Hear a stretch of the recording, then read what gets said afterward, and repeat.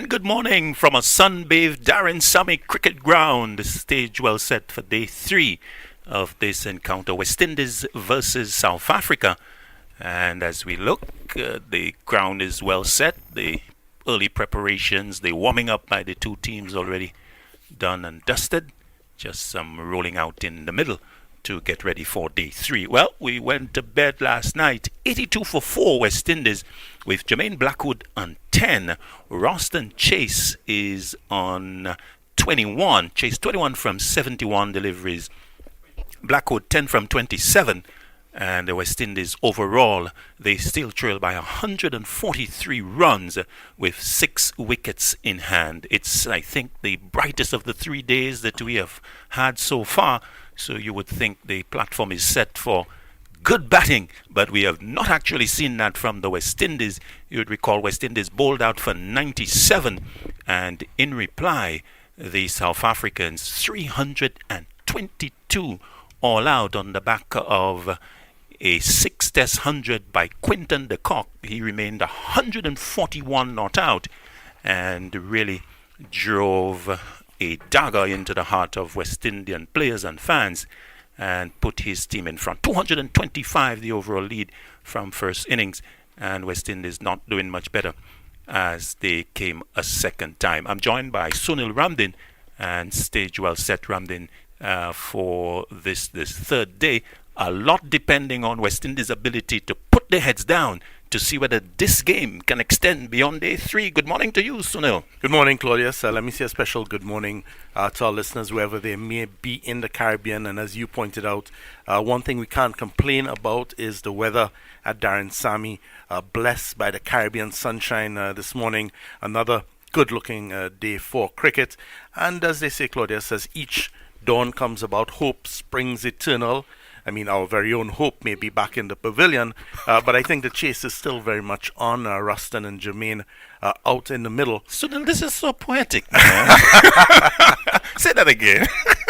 Where do you want me to start? From the Hope part. Well, as they say, hope springs eternal. You want me to add that our very own Hope is back in the pavilion? Yes. But the chase is on. Absolutely. The chase is on. I mean, it is going to require quite an effort, as you pointed out, 143 runs behind. I've seen all the comments that have come out of yesterday's play, all the criticisms that have come out of yesterday's play, to the point where certain observers were even questioning the competence or skill of some of our batsmen. But I think one of the things that you alluded to, Claudius, is it's Test cricket, and I think the key area that we may have been found lacking a bit, not necessarily skill, but certainly that mental toughness, that mental aptitude that comes with Test cricket.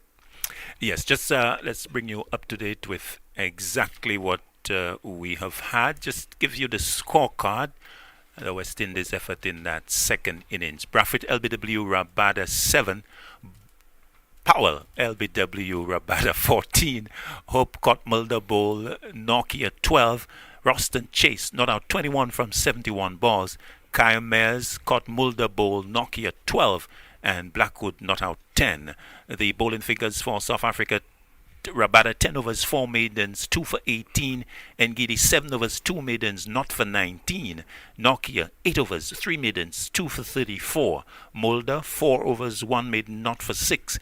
And Maharaj a solitary over which was a maiden. So the West Indies 82 for 4 and really not coming to the party in terms of the necessary application and really putting themselves under a lot of pressure under conditions, Sunil, that are still good for batting. Agreed. Completely agree. I think this pitch has shown that once you get in, and Quinton de Kock has shown that once you get in on this wicket, you can play your shots. We have Jermaine Blackwood there. He's quite capable of trying to do something along the lines of de Kock. We'll need either him or Chase to get 100 today, but he can't. He needs to take his time and get in. He needs to be settled, Claudius. Yes, just a quick recap of yesterday. The South Africa innings, Sunil, 322. They would have started 128 for 4. The opportunity was there. In fact, the lead at the time was just 31. and it was important with the Kock at the time being on 1. Very important that they dismiss the Kock. But in fact, what we saw was the South Africa wicket keeper really rallying the lower order, and together they really made it very difficult for the West Indies. The Kock in the end, 141. A key partnership was that for the 9th, 79 between himself and Nokia, and that is what that really sucked the life out of the West Indies.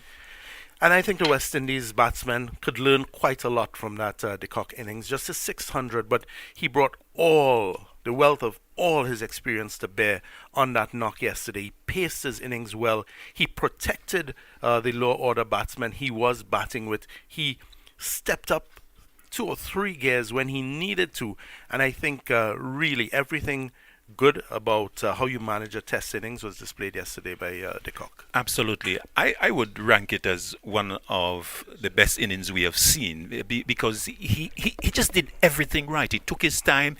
He knew when to shift gears, and he was a very, very formidable performer indeed. His highest score, 141, and the figures for him for that knock, 170 balls, 245 minutes, 12 fours and 7 sixes, and very noticeable that he really shifted gear when I think he got a spell with Seals who had been bowling pretty good, and he just said, I'm going into 5th gear now, and he was lofting out towards the onside, a couple of sixes, and that really set him going, and he really went quickly. Fortunately, he did have a life on 84, put down by Mears as he was looking to pull top edge. Mears got the tip of the fingers to it, and it could have been so different had he caught onto that. Absolutely, and it really was an outstanding innings. In fact, looking at the highlights overnight, I think Greg Wilson reassessed his shot of the day, his selection for shot of the day, which was given to Shea Hope, but it was a brilliant shot. But again, it's the kind of innings that was required. I think it's important that you mentioned Mears, that chances are taken. I mean, that chance made the difference. 60-odd runs? Yes, indeed. And so the lead, as we told you, 225, as we are about to see the start of day 3. Players out on the field. So it's Roston Chase and Jermaine Blackwood. And it looks like it's going to be Rabada to bowl. So, bringing you up to date with the overall situation. 82 for 4. That's what the resumption score will be. West Indies, they have faced some 30 overs. And it is going to be a situation where we are about to see the first ball. But let's take a break before we bring that. This is Middle Stump on Vibe Radio, the champion station. C-R-O. What you doing? Practicing how to say hello in Italian so I can go impress the folks at Caribbean LED. You mean because they have the new Fumagale range of lighting fixtures, ideal for outdoor use, especially for homes like ours in the tropics, affected by constant sunlight and sea spray? Fumagale. Aren't you? Head to the store at Wildy. I will go to the Laura Estate location on my way home. Oh, and it's not Ciao, it's pronounced Chow. Wait, it's Chow? So, Rabada, first delivery of the morning, comes in, bowls to Chase, and Chase is back and plays it up to mid-on. There's no run. Rabada moving in, bowls to Chase. Second delivery, Chase is letting it go outside the off stump and into the gloves of Quinton de Kock. So, the deficit 143. West Indies still 6 wickets in hand. Chase, overnight, 21 from 71. Blackwood, Jermaine, 10 from 27. Rabada, 10 overs, 4 maidens, 2 for 18 overnight. And Nokia, the other wicket taker, 8 overs, 3 maidens, 2 for 34. So, day 3, much brighter. The best conditions we have had so far. 3 slips and a gully. The tall figure of Rabada moving in, bowls to Chase. Chase turns it and caught! Is that, yes? Well, catch taken, but not from the pad. Well, It was nicely taken, comfortable catch, but maybe I'm getting too excited. I'm not sure what I had for breakfast, but ball taken, but clearly not coming off the pad. Greg Wilson. Morning, Anxious moment for the commentary box. Yes, so the shot that he played, looked to whip this one off the fight. It appeared that it came off the bat. Rabada moving into Chase. Chase is getting one, cutting back into him, and takes it up high up on the thigh pad and just rubbing away. So Chase looking to settle down here. He has demonstrated the necessary application that suggests that if he gets support, and of course if the luck goes his way, he would be an important member of the batting order. First over of day 3, Rabada moving in, balls to Chase. Chase is coming across and allowing a delivery that is outside the line of the off stump to go by, and there's no run. So West Indies yet to get off the mark for day 3. Your predictions on what this day can be, Greg Wilson. Good morning to you. Morning, Claudius. Morning to listeners. Well, certainly we have, as you did describe, beautiful morning, but good condition for batting. So let's hope that these two could survive at least the first hour. Rabada moving in, balls to Chase. Chase is forward and really back across the stumps and plays out towards the offside to complete the over. A maiden to start with the situation on day 3. So at the end of the first over of play on day 3, West Indies remain 82 for 4 with Jermaine Lawson on 10. Roston chases on 21. Yes, first over of the day.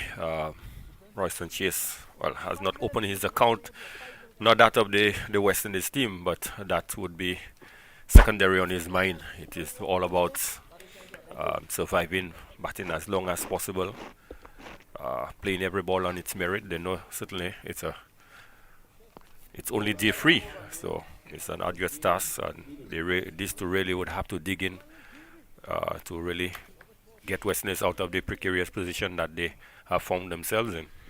Giddy, 7 overs, 2 maidens, not for 10. He's going to pick up the second over of the third day.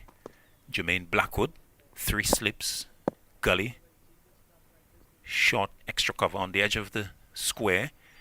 Giddy moving in, balls to Blackwood. Blackwood is coming forward and then maybe just pulling the bat away at the last moment as the ball goes into the gloves of the Kock. So 82 for 4 as Giddy goes back to his mark. Forward short leg also posted. Mid on, deep backward square and extra cover.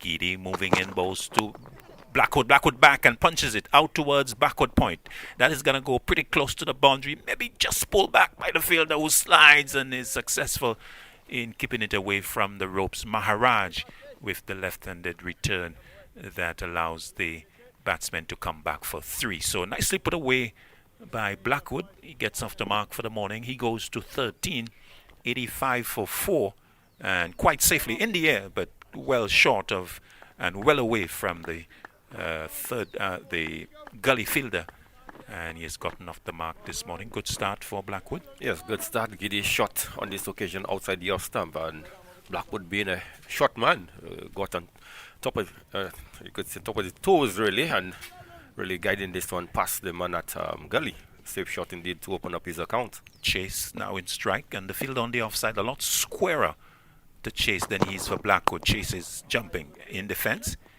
as he gets a back of a length delivery and plays it into the short extra cover position. Dean Elgar has positioned himself there, so he picks up. The total remaining on 85 for 4. West Indies losing wickets quite steadily yesterday, and just give you the fall of the wickets: 12, 25, 32 and 51. Giddy looking to bring about the 5th dismissal. Moves in, bowls to Chase. Chase is flicking at that. Maybe coming off the pad, or is that maybe off the glove? It's just ringing the right hand. And, well, no, actually coming from the pad, because umpire Blackwood is on one leg, suggesting that that came off Chase's leg. And it's going to be one more to the total. So Chase will remain on 21, 86 for 4. Yes, Giddy looking to be basically just at the body of the batsman very early, quite noticeably, unlike Rabada, who was more or less outside the off stump. Blackwood in strike. The diminutive Jamaican waits as Giddy bowls to him. He's coming forward and finds the ball wide of off stump and allows it to go into the gloves of the keeper. So the West Indies card, Blackwood, opening with Kieran Powell, who has been introduced as a concussion substitute for Bonner, who was hit on the head in the first innings. Blackwood, LBW Rabada 7. Powell, LBW Rabada 14. Hope caught Mulder Bowl Nokia 12. Chase not out 21. Mares caught Mulder Bowl Nokia 12. Blackwood not out 13. He's in strike. Number 22 on his back. Giddy from the north moves in, bowls to Blackwood. Blackwood is coming forward and sees the ball too wide of off stump to interest the stroke, so he allows it to go into the gloves of the Kock to complete the over, the second of the morning. This is day 3, and at the end of the over, it's 86 for 4. West Indies still in the red by 140 runs. Jermaine Blackwood is 13 and Roston Chase is 21. Correction, they trail by 139. Yes, still a long way away, Claude, yes, but these two showed good positive signs this morning, especially Blackwood, the shot to really open up his account. Blackwood being very positive, and it's good. It's not just about hanging around, but he still has to get the runs. Rabada starting over number 3 of the morning. Balls to Chase. Chase is getting a good delivery. That was jumping at him. It flashed past him, chest height, and it also straightened on him. And you can see Chase with the extra bounce having to really rock back the top of the body. But my word, he was turned completely around. I think Chase is very happy that that didn't brush the edge. It wasn't far from the edge, far from the glove. Rabada again goes to Chase. Chase is driving nicely through mid-on, out towards the boundary. I think that has the legs to go all the way as it is being pursued by Nokia unsuccessfully.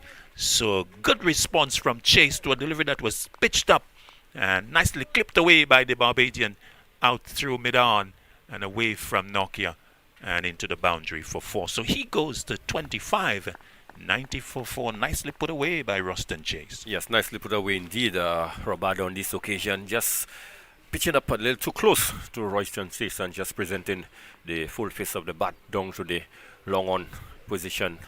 And got 4 beautiful runs for his team to open up his account. So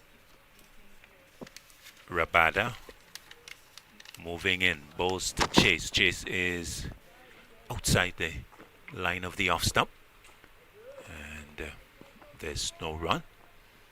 So early morning activities, early morning exchanges. The South Africans with 3 slips and a gully.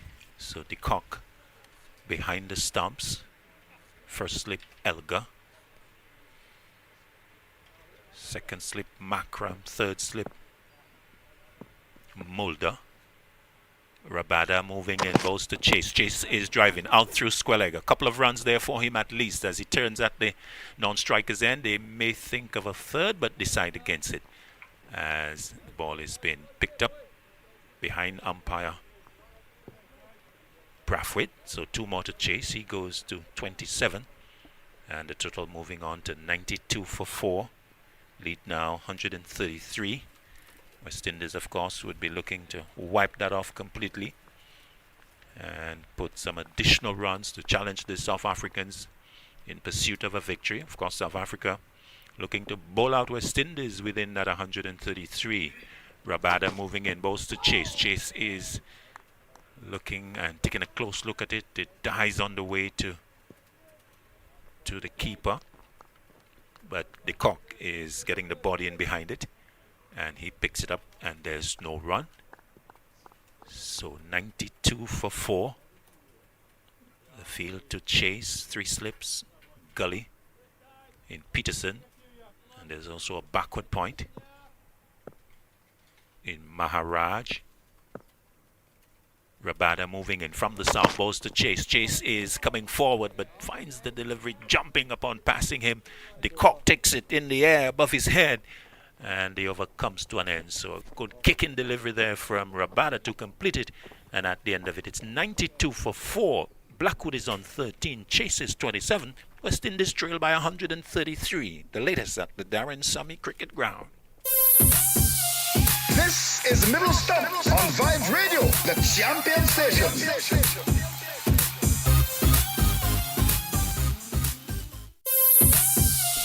This is Middle Stump on Vibe Radio, the champion station.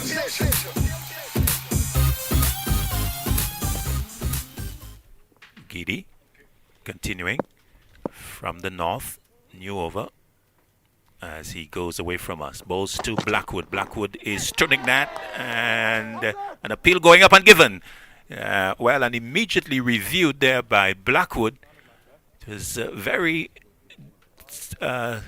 discernible that there was in fact a sound, and the South Africans quickly going up and being insistent upon the appeal. Umpire Brathwaite upholding the appeal, but Blackwood immediately, with no hesitation, going up with the review. Greg Wilson. Yes, just looking at the review.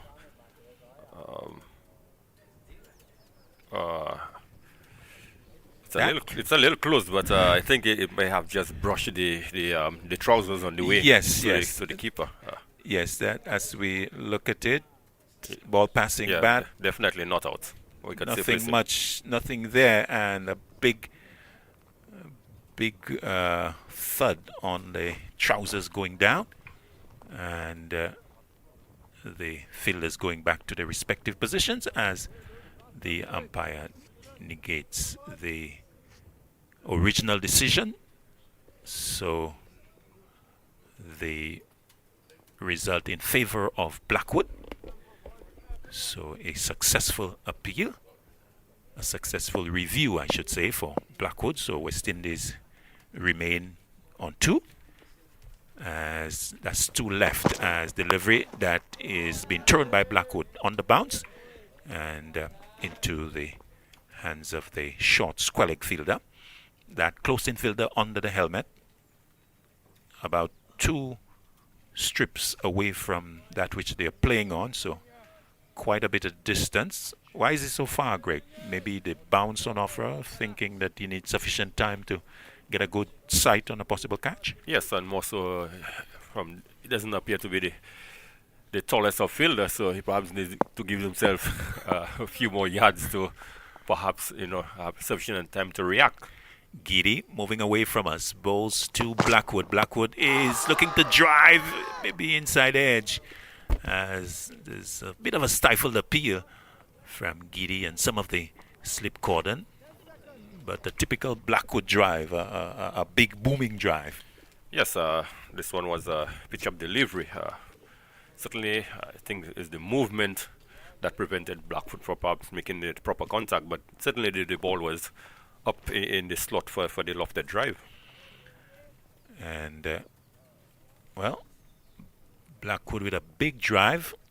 As we look at it on the monitor, no inside edge. In fact, it thudded into the right thigh of Blackwood. And it actually wasn't a bad LBW shout because it seemed to be pretty close. Umpire saying not out. Giddy continuing, balls to Blackwood. Blackwood is forward, much more circumspect, much more solid as he plays back to Giddy.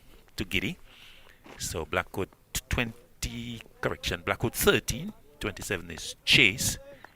Blackwood 13 from 35. Of course, you need to put that in context. Blackwood scoring at 37.1. A lot of that would have been yesterday as the situation came to an end. on day 2. Television replay showing the LBW shout against Blackwood going over the stumps. Delivery that sends him back. A big appeal and given on this occasion. And again, Blackwood immediately calling for the player review as well. Again, delivery cutting back into the right-hander from Giddy.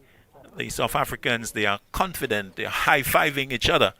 And it's going to be interesting to see whether the Blackwood decision is well-founded. He has called for the review, and as with the benefit of the television replay, we see he's playing back, and he's not a tall man, hit above the knee roll, and perhaps as we look at it initially seeming to go down the leg side, but we will look at it. Ultra edge is being called for. There seemed to be no bat on that, Greg Wilson. Yes, clearly missing the bat. I think what would save Blackwood there would be whether it's missing leg stump, because the initial decision would have been out.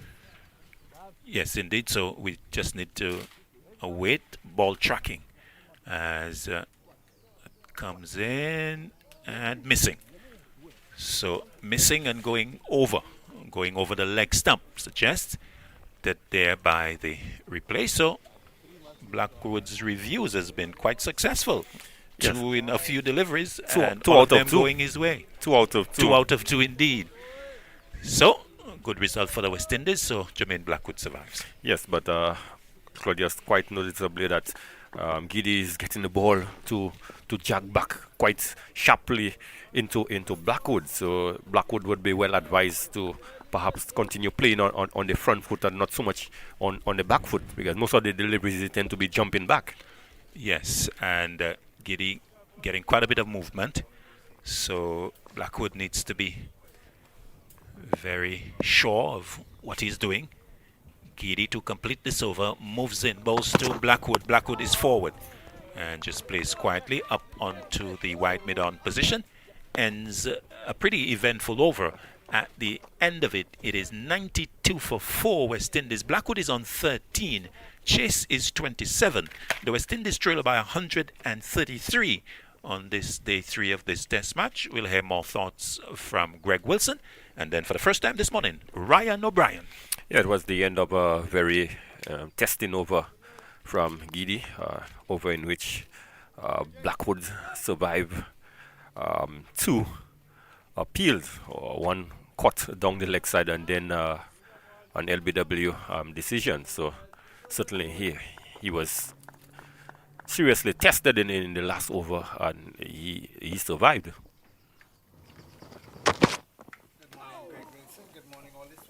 Down the leg side, a tumbling stop there by the Kock is moving to his left, and Rabada starting a new over from the southern here to Darren Sammy Cricket Ground. So good morning to you wherever you are. 12.1 overs, 5 maidens, 24 runs, 2 wickets. The West Indies, they are now up to 92 for the loss of 4. And what a morning it has been. These two looking to get a good foundation for the West Indies as far as the start of play today. Overnight, 82 for 4. They've gone on to 92. This one is short, and Chase just gets under it quickly enough. So a quick bonks are coming there from Rabada. And Greg Wilson, very testing over the previous one for Jermaine Blackwood. Yes, very testing indeed. After the indicate run, he survived 2 appeals. One caught down the leg side by the keeper, the Kock, and an LBW by Giddy. And on both occasions, he was given out by umpire and asked for the review, and they were overturned. Well, he must have been confident about the review. This one is outside the off stump, and Chase just allows it to go through to the keeper. 92 for 4. And it's been a really testing time for the West Indies in this test match as the attack continues by the South Africans looking for early wickets this morning. They've been again concentrating on that line outside the off stump, and some good pace shown by both Rabada and Giddy here this morning at the start of the third day's play. And the wicket seems to have been even quicker this morning as we've seen throughout this match. This one is played off the inner portion of the bat, goes down to long on. The fielder comes off Giddy. The single easily taken, so it's going to be Blackwood who's going to come into strike. There's 3 slips. Captain Elgar at first slip.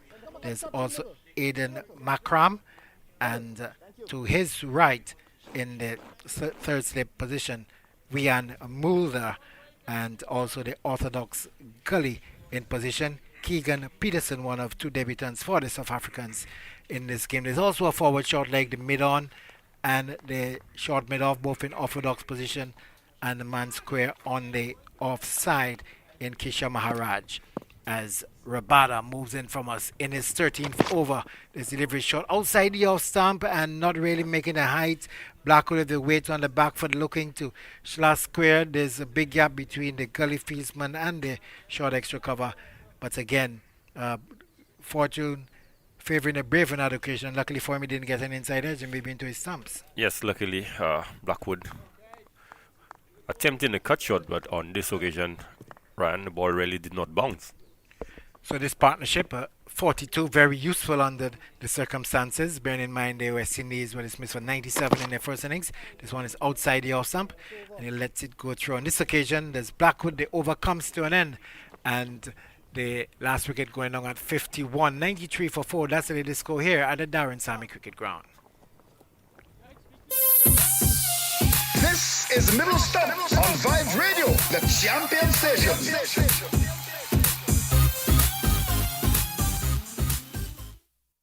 It's a super sale now on at CaribbeanLEDlighting.com. Shop online and find the fixtures you're looking for at super low prices. Get flush mounts, wall mounts, vanity lights, pendants, and even chandeliers, all now on sale. Reap the savings on the perfect accessories to style or restyle your home inside or out. Log on to CaribbeanLEDlighting.com for the super sale now on. Caribbean LED lighting.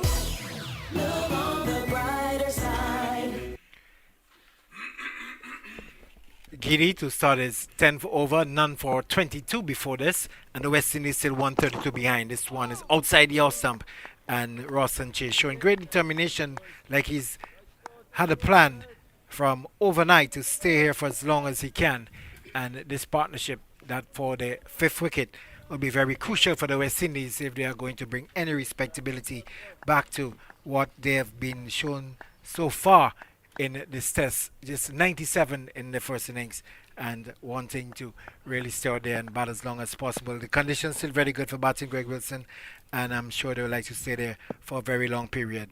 As Giddy's away from us once more, and a chase to the delivery, just coming forward, allowing it to go through to the Kock, and there is no run. Yes, still a fair bit of bounce and carry this last delivery.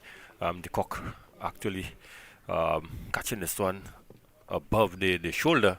So for day free, still fairly good conditions for bowling, but certainly I would think even better for batting, Ryan.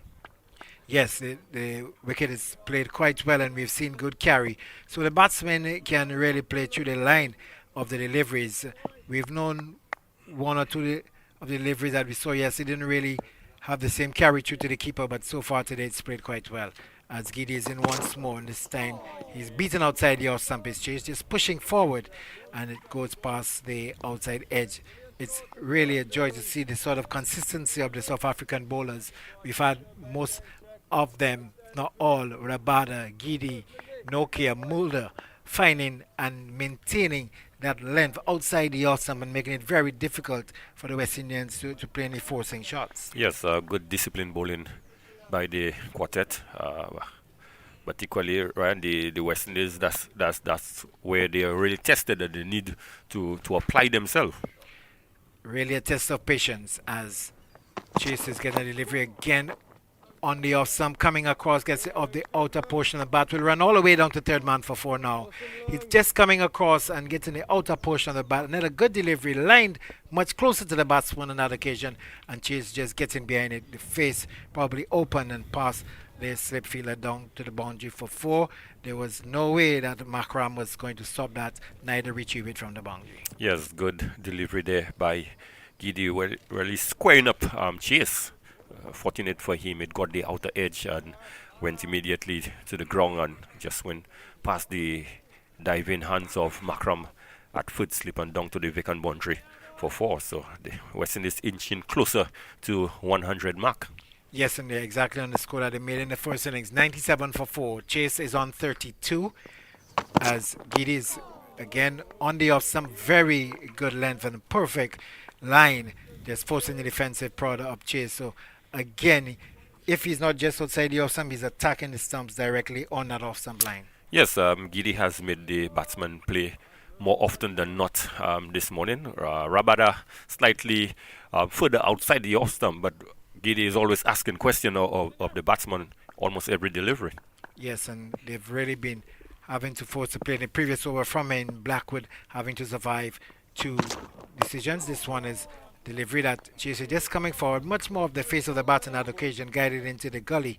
The over will come to an end, and at the end of it, the West Indies batting a second time, 97 for 4. Yes, the end of another very testing over there by Giddy. But Royston Chase, serious question was asked of him, but he was pretty much equal to the task. We saw him getting sort of a streaky boundary wrong for the Footmon boundary. But all in all, Ryan, these two have battled well this morning. They have not really played any injudicious shot per se. So they're coming in with a game plan, and so far they seem to be sticking to it. Yes, I do agree. If anything, you could say Blackwood has just looked a bit casual, but they haven't really played loosely, but just a bit casual as far as Blackwood is concerned. And Kagiso Rabada, he's bowled 13 overs, 5 minutes, 25 runs, 2 wickets, and he is going to continue from the northern end. He just runs with his son. Gone momentarily from us. This one outside the off stump, doesn't make contact, offering the drive, and luckily it goes past the outside edge. So again, not casual on that occasion, but a bit loose. Yes, a bit loose. This one's slightly pitched up outside the off stump, and his idle lead certainly seeing acres of space in the open and attempted lofted drive, but luckily for him did not get any bat to it and safely went through to wicketkeeper de Kock. Well, it's also 3 fielders behind him waiting for that edge as Rabada is in, and this time Blackwood allows it to go through the keeper, just bouncing in front of the Kock, and it does well to stop it on the first bounce. Yes, Rabada continuing to bowl with a fair bit of steam, Ryan. Yes, definitely, and we saw that one staying long a bit, so occasionally we've seen one that just not really making the sort of height that Blackwood would have been playing for. And as I said, they drive loose in the previous delivery. True, there's lots of space on the outside, but there's also Elgar, Makram, and also the third slip, all waiting for that outside edge. This one is outside the outside, and maybe just playing inside the line at the last moment, allowing it to go through to the glove of the Kock. Mulder, third slip, also waiting there. And there's also the gully fieldsman in position. So he's got to be quite aware. Remember, in the first inning, just guiding one straight to gully, and would really need to work hard on his concentration if he's got to survive this period and bring the West Indies team to the end of the first session with both wickets intact. It's 97 for 4. The partnership approaching 50, 46 it is currently. This one is just cutting the batsman half, just getting the bat out of the way up to the line is Blackwood, and again, Rabada bang on target. Yes, good testing bowling there to Jermaine Blackwood.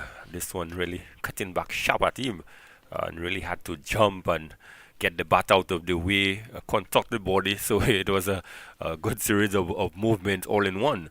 So good bit of batting there by good sense of good judgment showed there by Jermaine Blackwood. And great flexibility to get out of the way, pulling everything out of the line of the delivery. This one is outside the off stump, and it's much more easier for him to just come to his left, just shouldering arms and allowing it to go through to the keeper. The South Africans will remain consistent, and I'm sure that the West Indians could at least have some sort of indication where the line is going to be, so that should make it a bit easier for them, Greg Wilson, to at least know that this is what's going to be coming at them and how they should approach it. Yes, they have been seriously tested, and one could clearly see that Jermaine Blackwood, some 44 deliveries, just 13 runs, a strike rate of just 29.55. So this is really not the sort of batting we expect from Jermaine Blackwood. He's been there for 85 minutes. He's driving into the offside and is caught.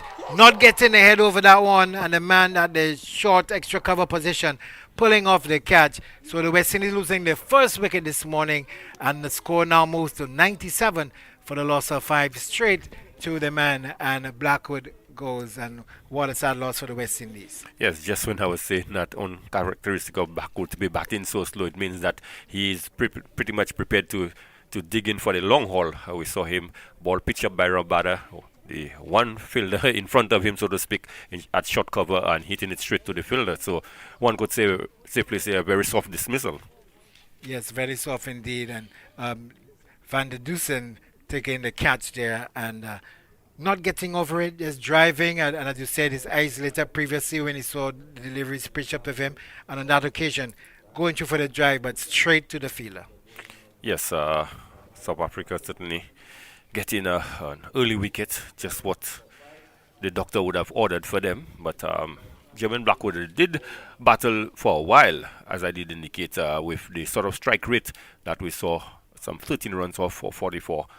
But it really wasn't to be, really driving loose at one pitch up to him by Rabada, and Rabada getting his third wicket in his 14th over. So definitely what they would have needed. Still 128 runs behind Greg Wilson, and I'm sure the South Africans will be happy that they've dislodged one of the overnight pair. Yes, certainly that would have been the plan, to see if you could get at least 1 or 2 wickets inside the first hour, and haven't gotten the wicket of German Blackwood. I'm certain they would be pleased with the effort. Half of the West Indies team has been dismissed. Well, Jason Holder makes his appearance out in the middle. I'm sure you would have noticed that just before the start of the day's play this morning, while the players are warming up, Holder did come out in the middle, stood up right there and maybe visualizing what his knock could have been like today. He gets a chance to come out in the middle. We've not gone a full hour yet after the start, and already he's out there in the middle. 97 for 5. We say good morning to Sunil Ramdeen. Good morning, Ryan. Is it a good morning, Ryan, after looking at that dismissal? No, it couldn't be too hard, especially for West Indian fans. There's going to be a change in bowling at the northern end, as it's Nokia just beating Chase outside the off. I'm just coming across, maybe not so well balanced, that right foot pronounced coming across his wicket and going past the outside edge. So 97, the West Indies have gotten to 97, their first innings total, and that 97 seems to have come back to haunt them. You'd think that one of the goals, and I think at the state the game is in, these batsmen need to set themselves goals, not big goals, but certainly small goals. And I think one of those would have been get to 97 and move past 97. Unfortunately, Blackwood not able to do that. Nokia and Roston Chase is just getting delivery on the off stump, coming down quickly on it, plays it up to mid-off, there's no run. And as you did notice, Sunil, the wicket coming at a time when the West Indies could have ill-afforded it, just past half an hour's play in the day's proceedings, and he's been back in the pavilion. He hadn't looked so comfortable out in the middle, had some close chances, and in the end wasn't able to survive. Well, it's just another demonstration of what we've talked laboriously about over the past 2 or 3 days, and that again is just having that discipline, Ryan, to be able to pace your innings. And we did talk about Quinton de Kock's innings. He took his time to get to 50, and that was when he opened up. Most definitely, and charged him at the end as Nokia into Jason, just working it off the body, and the fielder coming in from the wide mid-on to field, Giddy. And Van der Dusen taking a very sharp catch. It was a bit low. Blackwood driving, and I think the biggest mistake he made was not getting over the delivery and offered a catch low down to Van der Dusen, who held it with glee. Yeah, I think he just tried to hit the ball too hard. I think if he had just tried to go for timing and push it, he may have been more in control of that shot, Ryan. So Nokia on for the first time this morning in his 4th delivery, 2 for 34. This one is short, and Chase is cutting and cuts well. There's a chase, but it won't get to the boundary, the fielder after it, and they're coming back for 2, and a call of no after the second one completed. So Ross and Chase with those couple of runs moving up to 34, and the West Indies with 99 for 5, so they're approaching the 100-run mark. And who says Test cricket is boring? I'll tell you, we're on the edge of our seat with every ball that's bowled, and we're pretty relieved once our batsmen survive it. It's been that kind of morning. Yes, it has been, and we noticed that we've lost the sun momentarily, and it's really provided a different picture out in the middle. And this one is short, and Chase goes under it.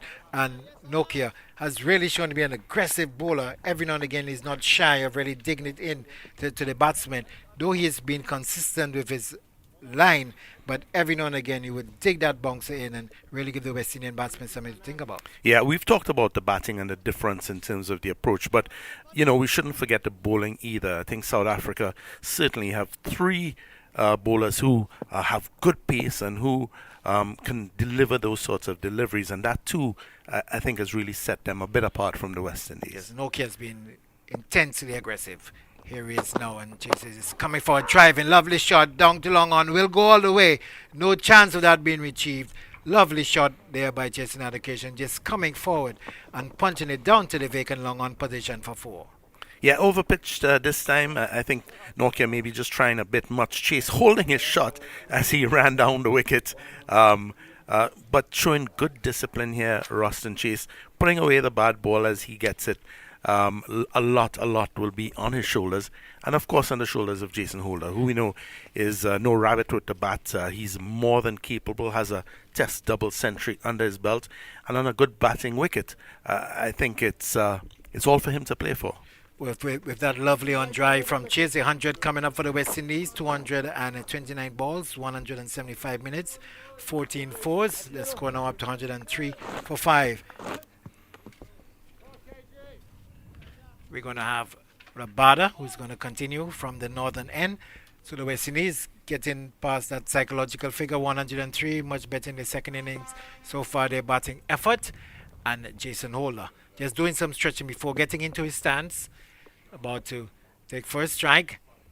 Rabada, delivery well pitched up off the bottom of the bat, just bouncing into the turf as well and going to the hand of the second slip fielder, Makram. But just a hand up in the air, no real appeal coming as that one just off the outer portion of the bat into the ground and straight to second slip. And Holder walking down the wicket, tapping at the turf with his bat. Chase meeting him midway, maybe offering some advice. Holder seeming to suggest that one kept a little bit low. As Rabada back to his mark, he's already picked up 3 wickets. 3 for 25. Looking for more. This one is shot, is coming off the pad. On this occasion, clearly going on the leg side, a tall man just trying to come inside of his wicket, looking to turn it. 103 for 5. The West Indies still trailing by 122. Yeah, showed good effort from the South African bowlers this morning. They're really running in, really hitting that turf hard. And for those of you fans who are interested, having fought their way back into the Test, England, who made 303, dismissed New Zealand for 388, only to be 17 for 2. Yes, quite an interesting development there in that Test match. This one is outside the off stump, and Holder just watches as it goes by, just pulling the bat out of the line of the delivery. So Rabada maintaining that line outside the off stump very consistently.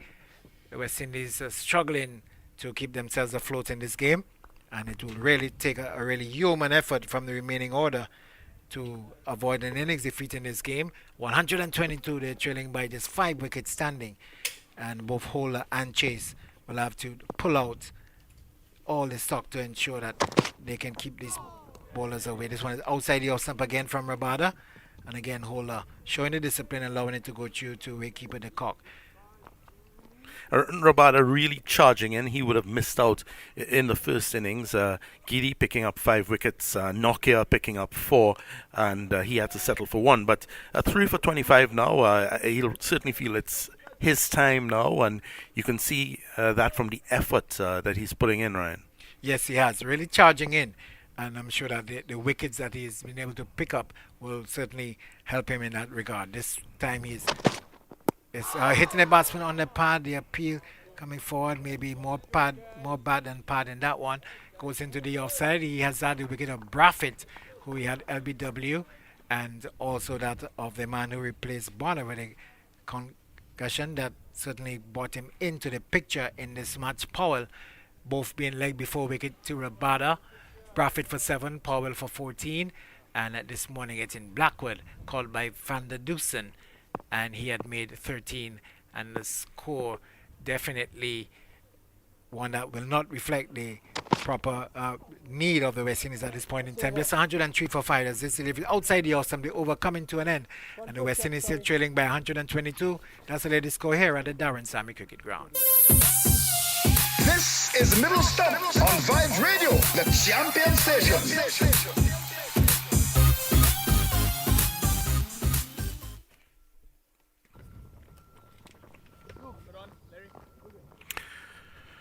Well, as Ryan said, the West Indies still deep in the hole, 122 runs behind. The score is 103 for 5 as Joseph Reds Pereira takes his seat beside me.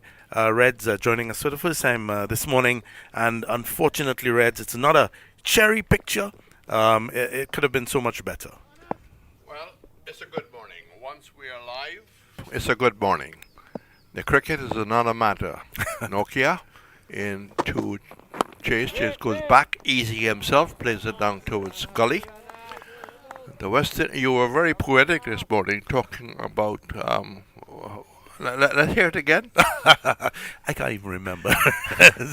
You were talking about hope. Well, it is all about hope at this point, isn't it? I mean, looking forward, you really need to have that eternally springing hope, to keep your head up. Well, everybody has heard you, and everybody will be backing you. Nokia will have different as he moves in, and Chase again covering up, this time coming forward, playing very tight defensive shot. Chase has battled away on 38. I'll give you some hope. The West Indies in Trinidad, 3 for 1. Mr. Sandhu has dismissed the top order. Lloyd and Gomes put together a big partnership. I'll give you some more hope. 1950, Trent Bridge. The West Indies have lost the top 3. And then Frank Worrell and Everton Weeks, big partnership. And Perth, West Indies are 5 down, and Jeffrey Dujon and Larry Gomes. And here's hoping we have that kind of a partnership. Nokia Bowles takes him on the pad, looking to turn it away.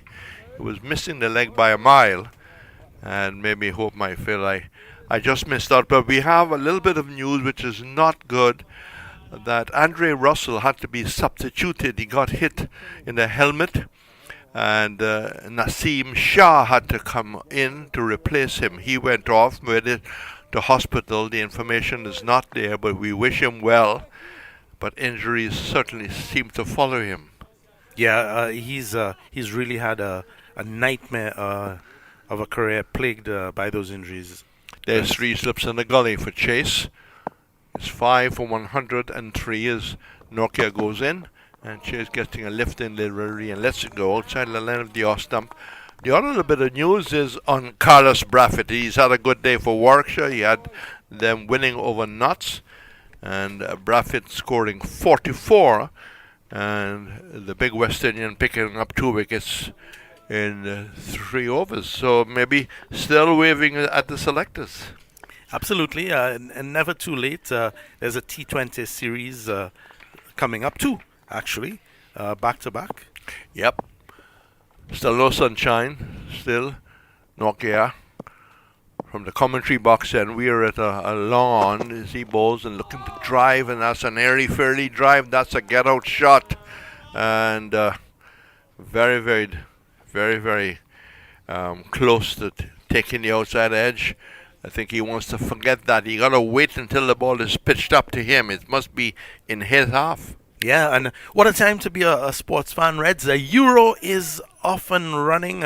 Another game this morning, Wales against Switzerland. Switzerland are leading 2-1 with just about 5 minutes to go in that game. Did Bale score? He leading No, Wales? he didn't. Moore actually scored for Wales. And Bolo scored for Switzerland. Not just awaiting to find out who scored the second goal in that match. Nortia, we come back to cricket, pulls to Chase, turns it out on the onside. Yes, be patient. The single will be there, be patient. You'll get the drive. Applying patience there. At 39 he is at the end of the over. Holder yet to score. 5 for 104, and that's the latest score at the Darren Sammy. So it's going to be certainly it will take some real fight. And Reds, you just gave us some examples of hope, and hopefully in about 10 years we may be able to look back and some people may listen and say, well, that's wishful thinking, so no. But I would love nothing more than to sit with you in 10 years and talk about when Hope and Holder rallied at Beausejour against South Africa in that first test. Well, where there's life, there's hope, and Holder did, in fact, take part in a tremendous fight back against England in Antigua. And it's not like the West Indies have not scored runs on this wicket already. Yes, it's all about discipline. It's all about being patient. And the more the partnership starts to build, there's a little more frustration for the South Africans. Right now they're in a position to attack. As Mulder goes it outside the line of the off stump, the young South African. And no shot coming from Chase. 5 for 104. And you look back, there's all sorts of armchair selectors, but I did feel that, West Indies won the toss. South Africa are, in fact, the favourites. You bat first. You make the front running. That was just my humble opinion. Outside the off stump, wayward delivery. And Chase comes across, has a look. And Chase on 39. And in fact, Reds, so wayward, as you mentioned, the umpire actually signaled wide. So Mulder, in his 6th test match, he hasn't had a lot to do, but he batted quite well. Got into the 20s, good partnership. 4 overs, 1 made, none for 7, Mulder, as he makes his way in once more. Outside the off stump, not making the batsman play enough. Chase is very happy with that. Every sighter, you get a little more confidence. You don't have to play. And the young South African walking back. So 5 for 105. Partnership 8. Early days yet. These two, from the West Indies point of view, need to bat until lunch. Will that happen? We are getting up very closely to the first hour. Mulder from the far end starts to move in. The bails drop. Adjusted back by umpire Wilson, and he starts all over again. He's halfway there. 5 for 105 balls to Chase outside the off stump, and that's been the pattern of the over. It has been, and I'd want to suggest, Reds, and I know it will take a tremendous mental strength to do so, that maybe the approach of these batsmen, and from your wealth of experience, you can tell me whether it's a good suggestion. They really need to set themselves small goals right now, which would be batting over by over. Try as much as they can to forget what's on the scorecard. And putting all that, get the lunch, you're not any for the loss. Mm-hmm. Well, lunches are very far away. You get to the water break. Again, it's outside the off stump, and a disappointing over by Mulder. He was just too wide, not making the batsman play. And the captain will probably ask him, as he just comes into the attack, to replace Rabada. Rabada, 15 overs, no maidens, 3 for 25. And Gigi, 10 overs, 3 maidens, none for 26. Nortia, 10 overs, 3 maidens, 2 for 41. Maharaj has had 1 over, and that's it. Mulder, as mid-on goes a little wider. No real other adjustment, just a little wider mid-on. And Chase settles, looking for a better line, and plays it nicely off the pads. This will probably just hold up inside the boundary. They're back for the second. And this Darren Samigrong has been a little naughty, if I can say that. It's robbed the South Africans and the West Indians, and the West Indians needed a couple of boundaries. Yeah, yesterday, ironically, we saw it playing a bit quicker. Or was it just that the South Africans timed their shots that much better? Well, they said that the late Frank Warren will deliberately caress the ball to have the English fieldsmen running, where Walcott and Weeks will bang it away. Chase on driving down towards Rabada. So Chase ends the overs very well. He was able to pick up a couple of runs as Chase moves to 41. Chase is 41. Hold is yet to get off the mark. and the West Indies are 5 for 107, and that's the latest score at the Darren Sammy. This is Middle Stop on Vibe Radio, the champion station.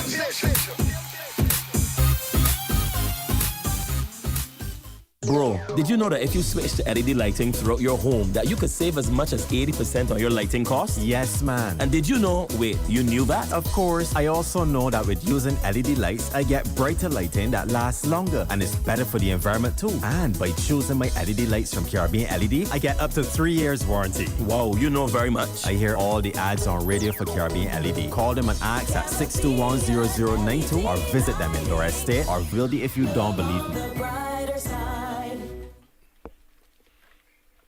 Back at the Darren Sammy. We're just about to see Nokia going back to his mark. He's had a long discussion with the mid-off, who comes in closer, as if he wants to invite the drive. 5 for 107. 5 for 107. And the West Indies up against it. Well, in the past we've seen some great partnerships. Are we going to have one today? Nortia goes in and digs high in. The Kock has to really jump very, very high to take it. He's not a tall man. He's not, say, as tall as Michael Fidley or maybe the former South African wicketkeeper in the apartheid time, John Waite, who was quite a good glovesman from all report. But we wouldn't deal with that period too much. But there were some good players. Heine and Adcock, two fine opening bowlers. Bruce Mitchell, A.D. Nurse, just some players who played Test cricket against other, not the West Indies, until 1992. Nortia in, and Holder pulls that, seemed to hit it with the top of the bat, and think of the second, didn't quite get it into the sweetbread, it came up the top of the bat. There was that off song. He picked up a signal which he gives him off the mark, which is very important to anyone. If you're playing a curry goat game, he's one, Chase is 41, and the West Indies are 5 for 108. Yeah, just didn't really pick that one up. The fielder at that short leg position was interested for a while, but fortunately kept the delivery away from him. Russ and Chase having a word with him, and he's done so well. He's done really well so far. Chase in his 40s. 41. He's on 41 and Nokia bowls, and a delivery that kept very low, which is maybe a little worrying to the batsman.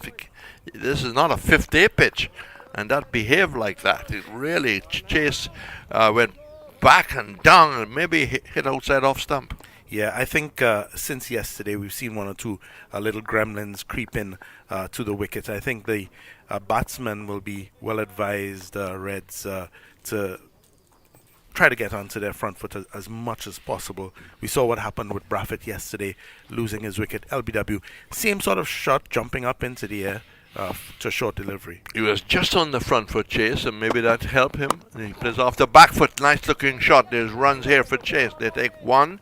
And I thought they would have gone a little further for Maharaj, but the strike is rotated. But back to the partnership.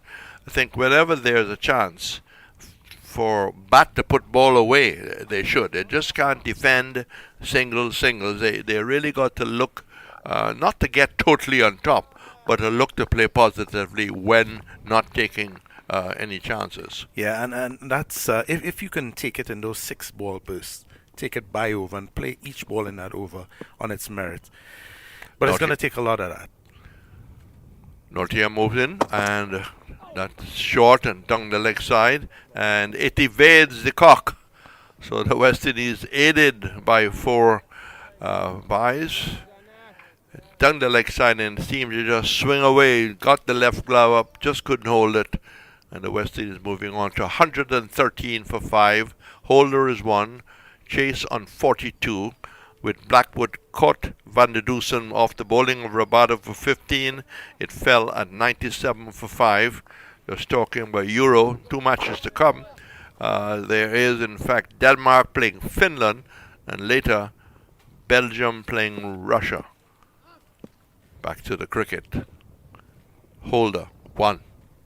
Nortia comes into the West Indies all wrong to this delivery. He comes right forward, solid defensive shot. And right now, except maybe for the one that kept very, very low there to chase, they seem to be fairly in control. Absolutely, and a comfortable-looking shot from Jason Holder got behind that delivery. We know he's a young man who can certainly bat. He has all the shots, both defensive and offensive. Ruston certainly looks to be up for the chase. You're waxing warm this morning. And here's hoping it all ends up in a positive situation. But right now, South Africa very much on top. From the overnight possession, of course, we've lost Blackwood. And it's going to be Mulder to continue. Still got the three slips at a gully. And thinking of playing that off the back foot. But then a change of heart, change of mind, discipline. There as Chase goes for a little walk around. The West Indies only getting 97 in the first inning, so in a sense it's a more positive score, but just. It is. Both of these young men would have met in the first innings as well. Can't remember. It wasn't an impressive partnership by any means. They'll want to have changed that in the second innings. Hope has been fighting. He's there for some time. Since yesterday, Mulder goes in, kept low again, which is worrying from the batting point of view. Just maybe outside leg stump. I had to come down very quickly in it. All of a sudden, a change of character. 5 for 113. They trail by 112 runs. But you talked about over after over. I think the first stop is to get to the water cart or the water service. Indeed. And a yard or two less pace from Mulder, and we've seen a few balls keep low, but that was well played by Chase in the end. Mulder passes the umpire. Chase to this delivery, covers up, plays it down to a straight mid wicket, and no addition to the total. So Chase has been there for 118 balls for his 42. 146 minutes of batting, 5 fours. Holder has just come in. He's had, 10 balls for his 26 minutes. But this is Test match cricket, and this is only the third day. And they're battling to take this game into the fourth day, looking to play with pride and the confidence that delivery, which is, as he went to flick it away, hit the pad outside leg stump. There's no real appeal, just a reaction. And Holden just wanders down to have a word with his fellow Barbadian, and maybe just to draw his attention. Years ago, batsmen hardly ever met mid-pitch in the 50s and 60s. So, no ball. Well, on top of that, no ball has been indicated to umpire Wilson. So 114 partnership. 17 as he comes right forward, batting very close together. A very tense spirit here on the third morning, but you have to appreciate if you're a connoisseur of the game. This is what the game is all about, to be down and then to fight back. South Africa did fight back. They were, 233 for 8? And, the Kock, with the tail, managed to really add a great deal of runs. That's driven well and driven beautifully. That will go into the boundary. Lovely timing. He was pitching up outside the off stump. And we were just talking of looking to be positive when it's there to be positive. He was in superb control. He moves to 46, and the West Indies are 5 for 118, and Chase looking so much in control. And I think that's the good news for all West Indian fans, and at the risk of the dreaded commentator's curse, Ruston Chase looking good and needing to continue. He is 46, 121 balls, drives again, and beats the mid-off to his right, down to the boundary for 4. We haven't seen 2 successive boundaries for a very long time. Chase now going to 50. Well played indeed by Chase at a time when the West Indies really wanted that kind of substantial performance. Holder is with him on 1, and the players walk towards the drinks. And I'm not saying the drinks carts because that's disappeared about 30 minutes ago. Our scorers put together that the 50, 122 balls with just looking to check that. 122 balls, 14 fours, 1 4, 7 fours, 122 balls, 7 fours, just what the West Indies wanted to be at this time. Absolutely, and drink service, the score at the Darren Sammy Stadium, 122 for 5. This is Middle Stop on Vibe Radio, the champion station.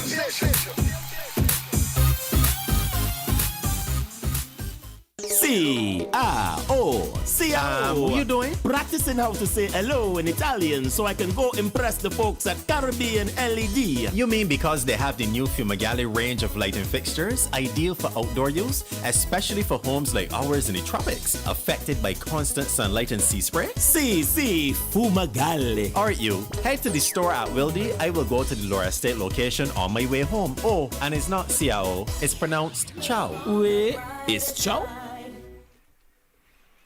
So still, the intention is to have refreshments. We can't say exactly what's being offered, but we can tell you that the day is getting warmer. So I think the drinks has come at the right time. And Chase, just before the drinks came on, played 2 beautiful shots. Yeah, two beautiful drives, consecutive boundaries, taking him to his 50, taking the score to 122 for 5. The Windies, despite all the effort so far, still 103 runs in deficit, Reds. And Chase without a contract from the West Indies. Well, it's an interesting time, I think, certainly for West Indies cricket, which has been impacted, like everything else in the entire world, by COVID, by the pandemic. We've seen it stop cricket for such a long period, and then upon the resumption of cricket, there were so many issues to be taken into account, including player safety. We saw in the Bangladesh tour a lot of senior players opting not to go, and it did allow the opportunity for a lot of the younger players to put their hands up. Until, to the credit of the selectors, they've continued to reward those who have. The good news is it's created a larger pool of players to select from, and players need to really work themselves back into the squad. So the West Indies from 82 for 4 have moved to 122 for 5. Claudius Emmanuel take over. Craig Wilson joins us. So right now we have a situation where Holder is 1, Ralston Chase is 50, 5 for 122. Greg, welcome back. Yes, Reds, thank you. West Indies continuing to battle on. They've lost just the 1 wicket in the hour. Still quite a long way away of making them bat again. As a delivery that is bowled by Nokia to Jason Holder. He plays up to mid-on. Picked up by Giddy, and there's no run. Yes, Nokia continuing to bowl well. Claudius, he has picked up some 2 wickets for just 43 runs. He sort of tormented them in the first inning, and he's continued to bowl well in the second inning. So 122 for 5. So very attractive 50 from Chase, looking to get support from Holder. Nokia moving in balls to Holder, Holder forward, just dead batting the ball up into the offside, and there's no run. So in the morning session, 122 after this hour of play. Just trying to get a little bit of arithmetic going there. Greg, help me. 122 minus 48. Just seeing how much we got for the first hour. Will allow you to calculate that for us. As Nokia running away from us, bowls to Holder. Holder is back in defense and plays into the offside, and there's no run. The overall lead 103, West Indies trail by. Yes, still long way away, but these two, Chase in particular has batted admirably. He's 54. He has batted 122 balls, and he has not really looked trouble out there for the morning. Claudius, he has batted very admirably from yesterday, and this morning seems to be batting on a different wicket. Holder.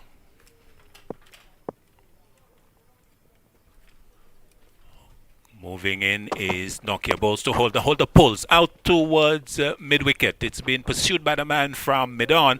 It will not go into the boundary. They have taken two. They'll come back for the third as the throw comes in from Giddy Goodwin to the Kock. So 3-2 Holder as he goes to 4. And it is 125 for 5. Yes, good pull shot there by Holder. Getting into position very early. Didn't get full hold of this delivery, but was good enough to get 3 valuable runs for the team. So, on the edge of the circle, Nokia, as we get back the bright sunshine, moving away from us, bowls to Chase. Chase is letting it go outside the off stump and into the gloves of the Kock. So, West Indies starting day 3, 82 for 4 after 30 overs. So, at the water break, 122, so 40 runs coming up in that first hour for the loss of Blackwood. So that's the progress that we have made in the first hour, Greg Wilson. Yes, 40 runs as you indicate, but most importantly, Claudius, I think the loss of Blackwood. Yes, and we also had 13 overs in the hour as a delivery that is sending Chase forward, and he allows it to go into the gloves of the keeper. So the end of the first over after the water break, 125 for 5. Roston chases 50, Jason Holder 4. The West Indies, they trail by 100. The latest at the Darren Sammy Cricket Ground. Yes, these two would need to continue to consolidate. Some 28-run partnership so far. So they would have to, at least the next target, Claudius, would have to be the luncheon interval. We know Jason Holder as the number 1 all-rounder in the world, ranked number 1. So certainly he would have to bring out his batting prowess in this game. One would certainly hope that, day 3 is still good batting conditions, good sunshine. He really could put his head down and continue to give Roy Sanchez the sort of support that he would have wanted. Indeed, so we've got the introduction of spin for the first time this morning, as it's going to be Keshav Maharaj. We have seen an over from him already, 1 over 1 maiden yesterday. He's going to be bowling to Holder. Holder is bowled! Delivery that Holder, looking not to play, has in fact lost his off stump. Terrible misjudgment by Jason Holder. First delivery from Maharaj, and Holder coming forward and deciding not to play, has completely had his off stump been removed from the ground. And my word, what a poor piece of judgment by Jason Holder. He goes bowl Maharaj for 4. West Indies 125 for 6. Well. Jason Holder certainly cannot believe what he has just done, but good ball by Maharaj. This one really, the pitch on about off stump and just went through. Jason Holder perhaps playing for turn, and this ball just went straight through and just dislodged the off stump. Right. So the left arm are operating over the wicket to the right-hander. So Holder thinking that would have gone across him with the anger, and it's straightened and hit the top of off stump. In fact, removed the off stump from the ground. And what a piece of judgment from Jason Holder. So 6 for 125. West Indies is in further trouble. Yes, further trouble indeed, but one would say beautiful piece of bowling there by Maharaj for his ball. Jason Holder playing for turn, and this one just went straight on and really uprooting the off stump from the ground. So the West Indies woes are continuing. Just one, I did say that these two need to consolidate. Jason Holder being the number one all-rounder in the world, and a lot would have been expected of him today. Very next delivery, he is completely bowled. And what an inspired change by Dean Elgar. Yes, I was a little surprised that early he was introduced because the seam bowlers were still doing well. But certainly he had a look at the crystal ball and saw something that we did not see. Yes, and it really does show the importance of variety in the employment of your attack, because the West Indies were doing pretty well as the Silva is the new batsman. First delivery is driving and will get off the mark to mid-off. Rabada tumbling over as he does the fielding, but allows enough time so that Chase and the Silva can communicate and agree for the single as the Silva gets off the mark. So 126 for 6.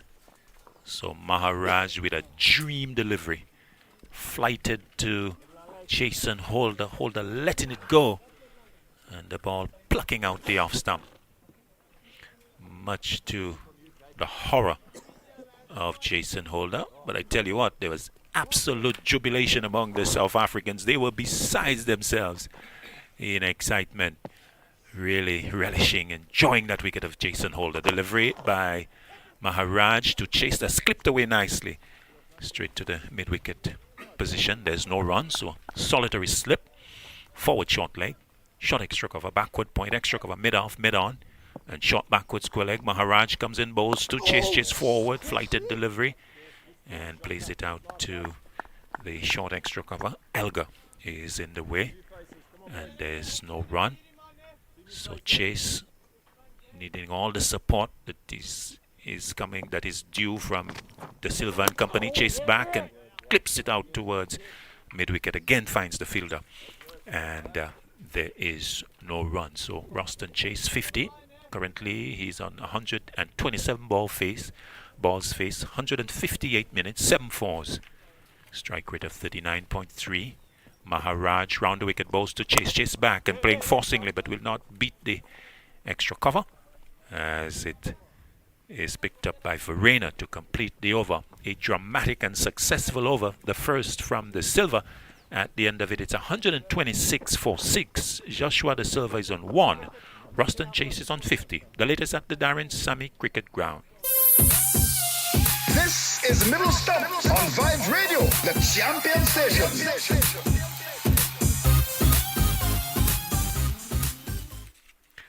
So it's going to be Nokia to continue. Nokia 12 over 3 maidens, 2 for 46. So Dean Elgar, Greg Wilson employing the spin and the sim approach. Yes, looking to rotate his the bowlers, really not giving anybody a really extended bowl. Sorry. And, Nokia starts a new over, moves in, bowls to the Silva. The Silva is back and plays it into the offside square. Maharaj comes to field, and there's no run. This is over number 46 of the innings. West Indies still a lot to do. 99 in the red. Yes, 99 in the reds. Certainly long way off in making South Africa bat again. But the Silva certainly would have to put up his hands, Claudius. Certainly Royston Chase has been doing that. He's been batting admirably from since yesterday, but certainly just not getting the sort of support that he wants at the other end. Nokia moving away from us under bright sunshine, bowls to the Silva. The Silva walks across and allows it to go into the gloves of the Kock. Still good carry, good pace. Wicket has been a good sporting wicket, supporting both bat and ball. Yes, good wicket. The South Africans clearly have shown, if you're out there and you're prepared to have a long vigil out there and apply yourself, that you can get runs. And the bowlers, certainly when they have put in the effort, you could see good carry, good bounce. as Nokia turns. A little bit to our right. We're operating from a mid-on position as he comes in, bowls to the Silva. The Silva is again forward and finds it outside the off stump and decides not to play. So West Indies have really struggled in this game, and in the batting department in particular, they have found the going very, very tough under conditions that we have to say are not that difficult for batting. I think it's been a deficit of application and really common sense, and they're paying a heavy price, as they'll do well to survive this third day. As Nokia moving away from us, balls to the Silva. The Silva has to rock back as the delivery is angled into him, and choosing to go backwards and rocking the torso back and allowing the ball to go into the gloves of the Kock. West Indies, Greg, can they survive the third day? It doesn't appear to be that way, Claudius. Right now the question could be asked, could they even survive until tea? With only 4 wickets remaining. Perhaps the last of the real recognized batsman at the crease. The Silva will be an important aspect of that eventual outcome, which now bowls to, this is a much more difficult delivery, but in the end he copes well, because this one was a lot shorter and it got a bit higher, and as he rocked back it was flashing past his face, but in the end he handled it well, showed good agility in the pace of the movement required, almost in concert with the pace of the ball jumping towards him. And in the end, good stuff. The fast bowler running in and no doubt enjoying the carry to the Kock. Yes, Nokia certainly enjoying the conditions out here and making full use of it. Like they say, a bit of chin music there to the Silva. Indeed, leg gully now posted for the Silva as Nokia probing away, moves in, balls to the Silva. The Silva is driving loosely, no foot movement there at all, and luckily for him, ball eluding the outside edge and into the gloves of the Kock to end an impressive over from Anrik Nokia, his 13th. He ends it with 2 for 46, 126 for 6. West Indies still trailed by 99. Yes, good impressive bowling there by Nokia, really keeping the Silva on the back foot with a number of short pitch deliveries, and then the final delivery, what we would call the sucker ball, just brings it up outside the off stump. The feet goes absolutely nowhere and the bat goes away from the body. Luckily for him, did not get a touch on this one, so really good intelligent bowling there by Nokia. Indeed, very impressive. Nokia in the first innings 4 for 35, and in fact 4 wickets. Just update you on that. Nokia in the first innings, as first delivery of a new over by Maharaj is played up and knocked down in the offside. Nokia 11 overs 3 maidens 4 for 35, so is in fact correct, as a bit of conversation between Maharaj and Van der Dusen at mid-on. Maharaj just getting himself ready to continue his third over as he moves in round the wicket, bowls to Chase. Chase is back and plays it along the track up to Van der Dusen. This is over number 47 of the innings. Maharaj with the wicket of holder in the last over. West Indies looking to fight as Chase goes back and plays quietly in front of him, and there is no run. So if you are joining the broadcast for the first time on day 3, West Indies resuming on 82 for 4. Maharaj moves in, balls to Chase. Chase is going back and looking to work it on the onside. Struck on the pad, but angling down the leg side, so no appeal. West Indies 82 for 4 at the start of 30 overs, trailing by 143. Chase was 27. Blackwood 10. Blackwood has been dismissed as Maharaj comes in, balls to Chase. Chase is forward and dead bats that out towards mid-off. Picks up, there's no run. Blackwood caught Van der Dusen, bowled Rabada 13. And then Holder, shoulder in arms, bowl Maharaj for 4. And West Indies losing those 2 wickets, 126 for 6. Maharaj moves in, bowls to Chase, chases forward and plays up on the offside. We've also had the 54 chase as the over comes to an end. So at the end of it, 126 for 6. Chase is 50. Joshua De Silva is on 1. The latest from the Darren Sammy Cricket Ground. This is Middle Stump on Vibe Radio, the champion station.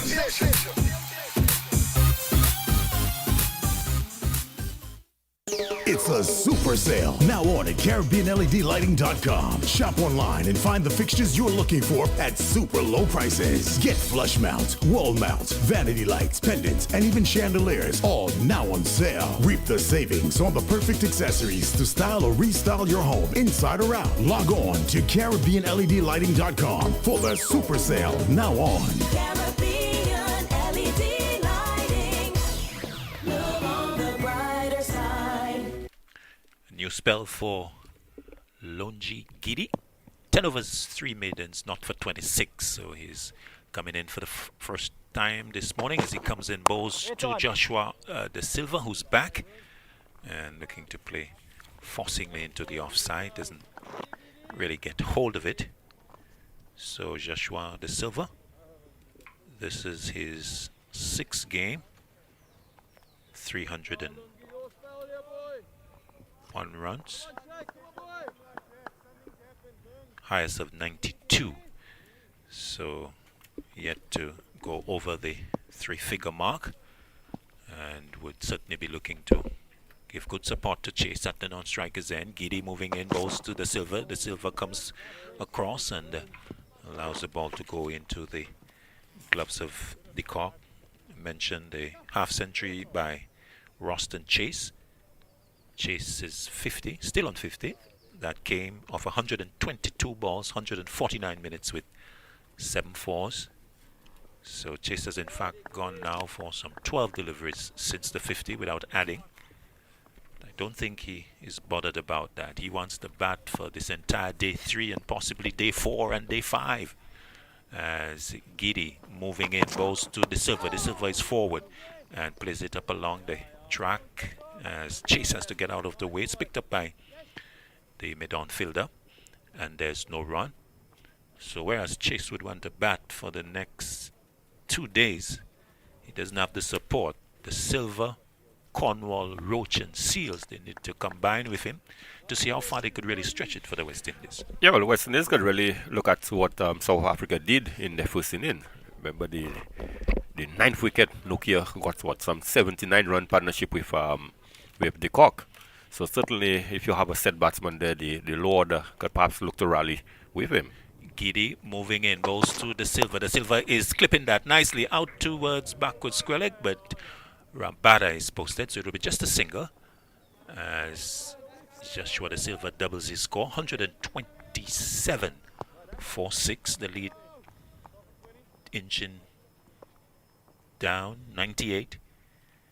And Chase coming in to strike. Ryan O'Brien will pick up the ball by ball after this over. So West Indies needing to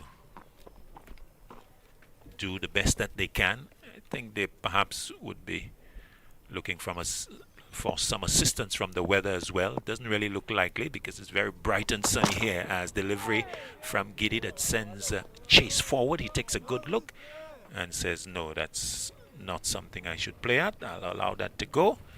And so it goes into the gloves of the Kock. So the West Indies card, Brathwaite, LBW, Rabada 7, Bonner, Powell, LBW, Rabada 14, Hope, caught Mulder Bull, Nokia 12, Chase not out 50, Mares, caught Mulder Bull, Nokia 12, Blackwood, caught Van der Dusen, Bull, Rabada 13, and Holder, Bull, Maharaj 4. Giddy moving in, bowls to Chase. Chase is driving, but doesn't really get hold of it. It goes up into the extra cover position, and the fielding is completed. The over is also completed.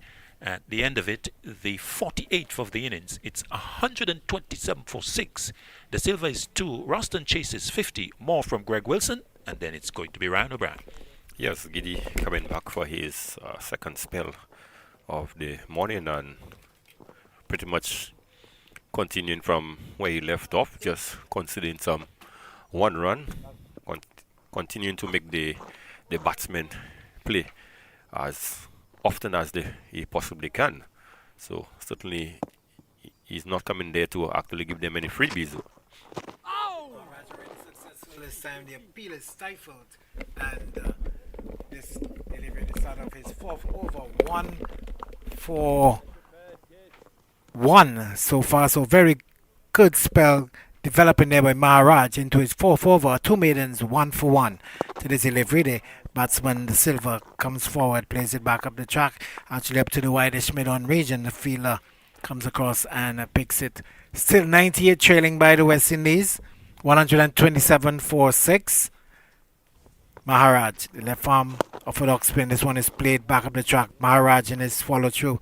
He fields, no run, just looks around his field, probably looking to get the man square on the offside, to come a bit more to his left. As he's in once more, and the Silva is on the back foot and they're standing up tall and pushes it out to mid wicket. Again, it's straight to the field and there's no run. So just a solitary slip in place. Markram keeping the Kock company. And the man, this one was a short third man position in Nokia. This one is played up in front of him, and forward short leg allowing it to go to mid wicket, where it's picked up, and there's no run. 127 for 6. The West Indies trying their best to ensure that they can last as long as possible, maybe just wipe out the deficit and redeem themselves to a certain extent by giving the South Africans something to chase, or get to see how many they can do as well. This one is an appeal. Cypher definitely going on the leg side, especially with the angle leg from Maharaj. So the West Indians being tested. The over is completed, and another good over from Maharaj. 4 overs, 3 maidens, 1 run, 1 wicket. Yes, Maharaj certainly doing the job for his captain, really not giving anything away, being as miserly as possible. In the context of, as you did indicate, right, some free maidens out of the 4 overs that he has bowled so far. So certainly the bowlers are not making life any easy for the West Indies batters, whether it's the spin bowler or the fast bowlers.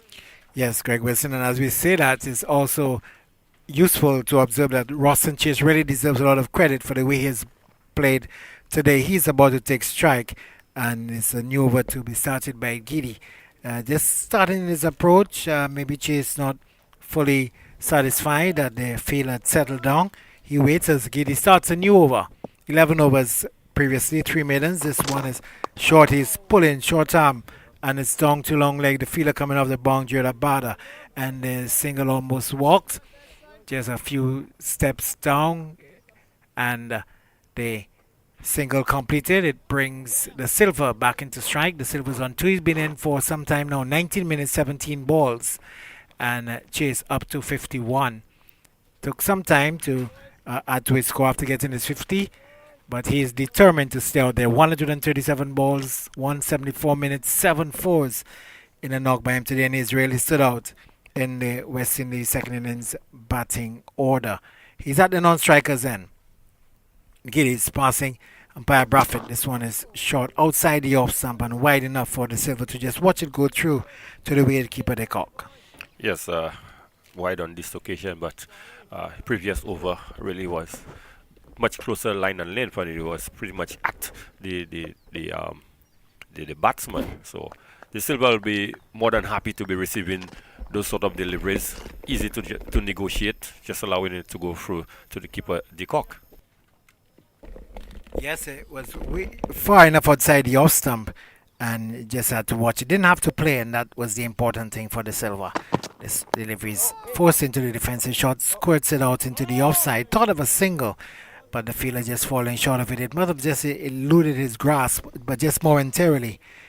and Chase deciding that it wasn't worth the danger of looking for a single there, and they decided to remain in their respective creases. 128 for 6. The Silva on 2. The partnership just beginning to build out of 3. The last wicket going on the score on 125. That was when Hola was bowled by Maharaj for 4. A good delivery to which Hola shouldered arm and maybe beaten in the flight and also in the line, and the judgment really not on there for Hola in that instance, and then he went bowled by Maharaj. But it's Kitty. This one is outside the off stump again, far enough for the Silva, who shows to be patient, especially when it's needed most. So the entire West Indies team, all their fans, will be hoping that he can produce one of those innings once more, Greg Wilson, and stay out there for Austin Chase. Yes, Chase have been there, but not getting the sort of support. But we know what sort of batting the Silva can produce. So one would certainly hope that he could produce such an innings today. Longigiri, none for 28 so far. Yes, and then the Silva is getting a delivery that is looking to just drop the bottom hand, and it goes through to the wicketkeeper. The Kock, a little more pace on that one, and another good delivery there by Giddy. Yes, on this occasion, this one was much closer. The Silva actually spat at this one, Ryan, but after the ball had gone past the bat, then we saw him really dropping the hands. It appeared as though he dropped the hands, but that was not the case. He was comprehensively beaten by Giddy. Yes, and as you say, it got a bit big on him, and he did well to at least even shadow leaving it alone. Rabada, 15 over 7 minutes, 25 runs, 3 wickets, but it's Giddy. 11.5, 3 overs, 3 maidens, 28 runs, no wicket. So this delivery, the final of the over, the Silva is compact in defense, just playing back, and the ball is going to the offside. There's no run. It's 128 for 6. That's the latest score here at the Darren Sammy Cricket Ground. This is Middle Stump on Vibe Radio, the champion station.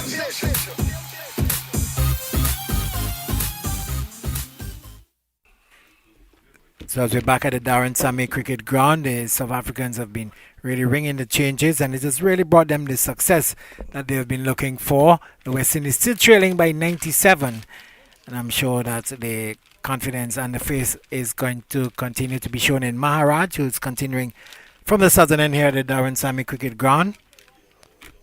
Sunil Ramdeen has set back into the comments chair. This one is a delivery well up to Chase. He just comes down on it and drives it up to mid-on, and no run possible. Again, Maharaj is operating with one slip in Makram. There's Nokia at the short third man region. There's the extra cover. He's again forcing Chase into defense, pushing it back up the track. The left-hander in his follow-through picks up, and there's no run. Giddy's at the short backward square position. It's also the mid-wicket station and the orthodox middle, and this one is a delivery which the batsman Chase just showing some aggression, gets under it, lifts it, and it's all the way over to the mid-wicket boundary. So some aggression being shown there by Roston Chase. It was within his arc, found the opportunity, and decided that he would have given Maharaj the full flow of his bat over the mid-wicket rope for 6.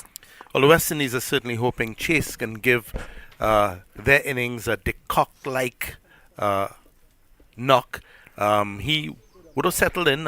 He's in his 50s right now, 57, and that's where we saw Quinton de Kock finally start to go after the bowling. Well, that was his first 6 in the innings, and this one is coming forward, plays it into the offside, and on that occasion a change in line by Maharaj, and Elgar, who's there at the extra cover position. He picks up and relays back to his bowler. Maharaj in once more and chases on the back foot and just turning it down to the man who was sent back to the deep mid-wicket position, and they take the single quite easily, and the score moving up to 135 for 6 now. The West Indies in their second innings. Roston Chase is up to 58, and it brings the Silva into strike. So Maharaj is just one delivery left in the over, and he's been completing his overs rather quickly, somewhat reminiscent of Rakim Cornwall when he bowls for the West Indies. Similar approach, not too far, maybe just a step or two more than Cornwall. This one is off the pad, turned away by the Silva, and it's straight to the fielder Giddy. There's no run, and it's 135 for 6. So maximum hitting that over by Ross and Chase being a highlight of that last over by Maharaj. But still, the South Africans would be happy. They still have West Indies 90 in deficit with the score now 135 for 6, the Silva 2, and Ross and Chase on 58. And I think certainly Roston Chase, he will be the standout. He will be the model.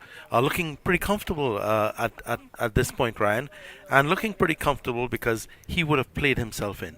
And I think he certainly is the example for all his fellow batsmen to look at. And, gives them an idea of how they really should have probably approach their innings. Couldn't agree with you more, Sunil. He's shown good technique, he's shown good temperament, he's shown great commitment to the cause here, and has really batted well in the session so far.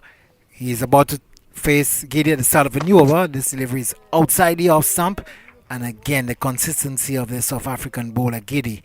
That's one going through consistent bounce on that occasion straight into the gloves of the Kock.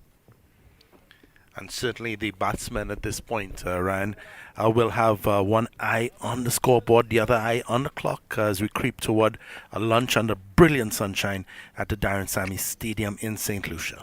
Well, just reminding our listeners that the day started with the score 82 for 4 as Giddy moves away from us. This one is outside the off stump again, and a similar response from the batsman Chase. So now I need to go through to the keeper. 82 for 4. I was on a close-up day 2. They were still 143 behind. Chase was then on 21 and Blackwood 10. Rabada at that stage had picked up 2 for 18 and Nokia 2 for 34. Well, today they've lost Blackwood, caught Van de Dusen off Rabada for 13, and also had Holder going, bowled by Maharaj for 4. And the wickets going down today at 5 for 97 and 6 for 125. As Giddy's punch through the offside, passes the mid-off, a chase to the boundary. Maybe it won't get there, but they're coming back to what would be 3 runs. A good-looking shot by Chase. So he's continuing to really blossom in here at the Darren Sammy Cricket Ground and continuing to look better and better. Yeah, and Chase would have just marked his 3rd hour at the crease. I think certainly that's the longest any West Indian batsman has spent at the crease in this match. And you can see now that he's played himself in how much easier it is for him to start getting some runs on the board.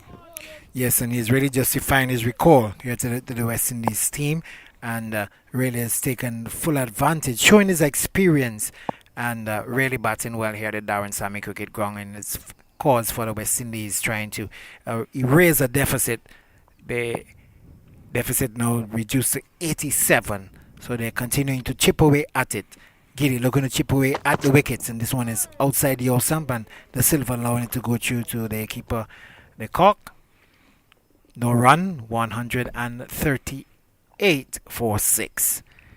And the sunshine with us now, the morning sunshine, providing good visibility, I'm sure, for the batsmen. Unlike this morning, we had a very brief period when it became very, very overcast. And I think it was during that time that we saw the demise of Blackwood, who just drove at a delivery rather loosely, didn't get over it, and was taken low down by Van de Dusen after bowling of Rabada. He had gone for 13. The 5th wicket falling at 97. But it's Giddy, and the batsman taken on the pad. The Silva just looking to make a little room to allow it to go down the leg side. It's struck on the pad. No appeal coming from the South Africans. And Giddy, robust looking young man's rushing in from this northern end. His number 22 shirt just fluttering in the breeze and really looking to hit the deck hard. He's not come to the party yet. 5 wickets in the first innings, yet to register any success in this second innings. Yes, but he's worked very hard. He's into his 13th over, looking to complete the final delivery. And this time the Silva comes forward, drives. Look good in doing so, but can't beat Nokia, who dives to his right, cuts it off, and keeping things tight as far as the South Africans are concerned. They're still trailed by 87, 138 for 6. We'll have more from Sunil, and we'll have next Joseph Reds Pereira. This is is Middle Stump on Vibe Radio, the champion station.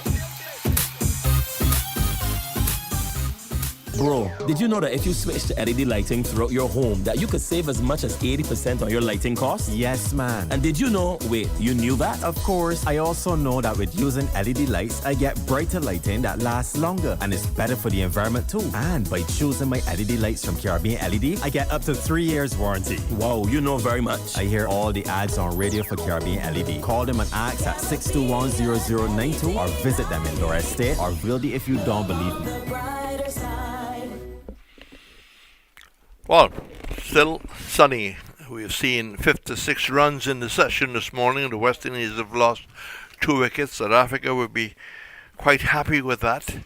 But you can lose the first session and then win the next 2. Maharaj, who bowled Holder, looking to bowl a quick delivery into the leg stump and looking to flick it away there, Chase.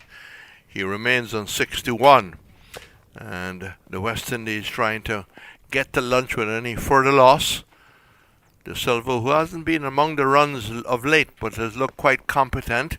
Chase going over the top and almost like a golf shot, controlling it well. He had a lovely 6 off Maharaj quite a while ago. Maharaj was outside the leg stump. He takes a single there. Sunil, as he moves up to 62, it's 139 for 6 as we go to lunch on the third day. Yeah, that last shot, a little bit up in the air. He went outside the leg stump to fetch it. There is a fielder at that long off position, Reds. So the Silva has been there. He's 2. He looked quite competent. Played a lovely drive in the last over, but didn't get it past mid-off. Turns with the tide as that ball came into him. And the young Trinidadian, no doubt watched by his mother and father with their fingers crossed, backing him all the way. They've played a great role in his life, his mother and other people. There's a slip and a silly point forward short leg. Again, looking to try and turn it away. Maybe missing an opportunity just to play it fine and beat the fine leg to the right, but no appeal as the ball hit the pad. A change now in the field. A leg slip is coming in. They're taking out the mid-wicket and maybe just encouraging the Silva to look for that stroke through mid-wicket. As Maharaj from the far end goes into the Silva, he leans well forward. Just there, just reminding me of Charlie Davis, the way how he came forward very studiously. Young Trinidad is on 2. Chase has fought well, is on 62. Maharaj from the far end. Elbow Kock. Ball again seems to be coming in a great deal. And just can't tuck it away. But no devil there by Maharaj. So the West Indies, for you, those of us who have just joined us, 82 for 4. They have lost Blackwood, Koss, Van der Dusen off the bowling of Rabada for 15. Holder, Bol Maharaj for 4. The wickets falling at 97 and 125. It's now 6 for 139. And what we have drinks? No, it just appears the batsman getting a towel maybe to chase them up some of that sweat, and he has sweated this morning for the West Indies. On 62 now, very well played, Roston Chase. Keshav Maharaj, of course, trying to mix things up a bit. As you mentioned, Reds, he would have bowled Jason Holder. And you see him maybe not getting too much spin, but varying his pace and varying his length and line. I can confirm to you that Chase just had a drink. So the water did come out other than the towel. So we're back to the cricket as they walk back to their respective ends. The Silva, who is right now not thirsty. He's simply maybe keen on runs and just leaning the helmet over. It's really hot under the helmet and getting rid of some perspiration. Chase now taking a new guard as NGD just waiting for Chase to settle. 3 slips, Gully attacking him. He is on 6 for 139. And that's outside the line of the off stump. And Chase, again, and we've seen it many times before, looks like he's beaten, but really appears to have played well inside the line rates. Yes, but he's looked so much in control this morning. And what I like about it, he's played one or two shots when it is in fact there. So it's Rabada back to his mark. And Rabada, who started from the far end, bows to Chase. Chase comes forward and then plays inside the line of the ball. Doesn't need to play, don't have to. The West Indies task is to get to lunch. Some interesting information coming in on the young St. Lucian, Kamali Melios. He got 112 in a 2020 game. Melios 112 off 42 balls. He hit 12 sixes and 6 fours. Rabada bowls, lifting delivery outside the off stump, and not interested Chase. He'll be happy if he can keep line right until lunch. Absolutely, and I think the other thing we will want to see happen is that Joshua De Silva stays there with him. It's going to be important. I think Chase has crossed a major hurdle in terms of getting himself settled, but he's going to need that support from the other end as well. Yeah, 86 behind still, but what's important is the West Indies lasting until lunch with any further loss. Right solid forward defence, showing the maker's name to Rabada. And the big, strong South African fast bowler walks back to his mark. He's no doubt a talent, and very important that South Africa can keep their fast bowlers fit. The West Indies obviously hoping that Gabriel might be fit for the next test, but that's a difficult injury to get over. Rabada outside the off stump. 40 comes, just playing inside the line. He did yesterday have a short bowl in the middle at the break. Rather gingerly. I think he was just taking his time, but he was out there. Yeah, he was, together with Coach Phil Simmons and Alzari Joseph. It was good to see Shannon Gabriel running in, maybe, as you said, a bit gingerly, but... Rabada is not gingerly at all. He comes in, bowls, and that's a good delivery. And that wasn't just playing inside the line, that left him. And De Silva now just comes down to join Chase as some more assistance comes out, and maybe a change of gloves on this occasion. So the bowling for the South Africans, Rabada 16 overs, no maidens, 16 overs, 8 maidens, 3 for 25. And Gini 13 overs, 3 maidens, none for 31. Northack has 13 overs, 4 maidens, 2 for 46. And Maharaj maybe enjoying the most work he's had in this game. He has had 5 overs, 3 maidens, 1 for 9. So the nice pair of gloves has arrived. There's a lot of perspiration, of course, coming into the hands. And Maharaj just waiting for De Silva to settle. Just had an article written by someone about the Portuguese contribution to cricket in the West Indies.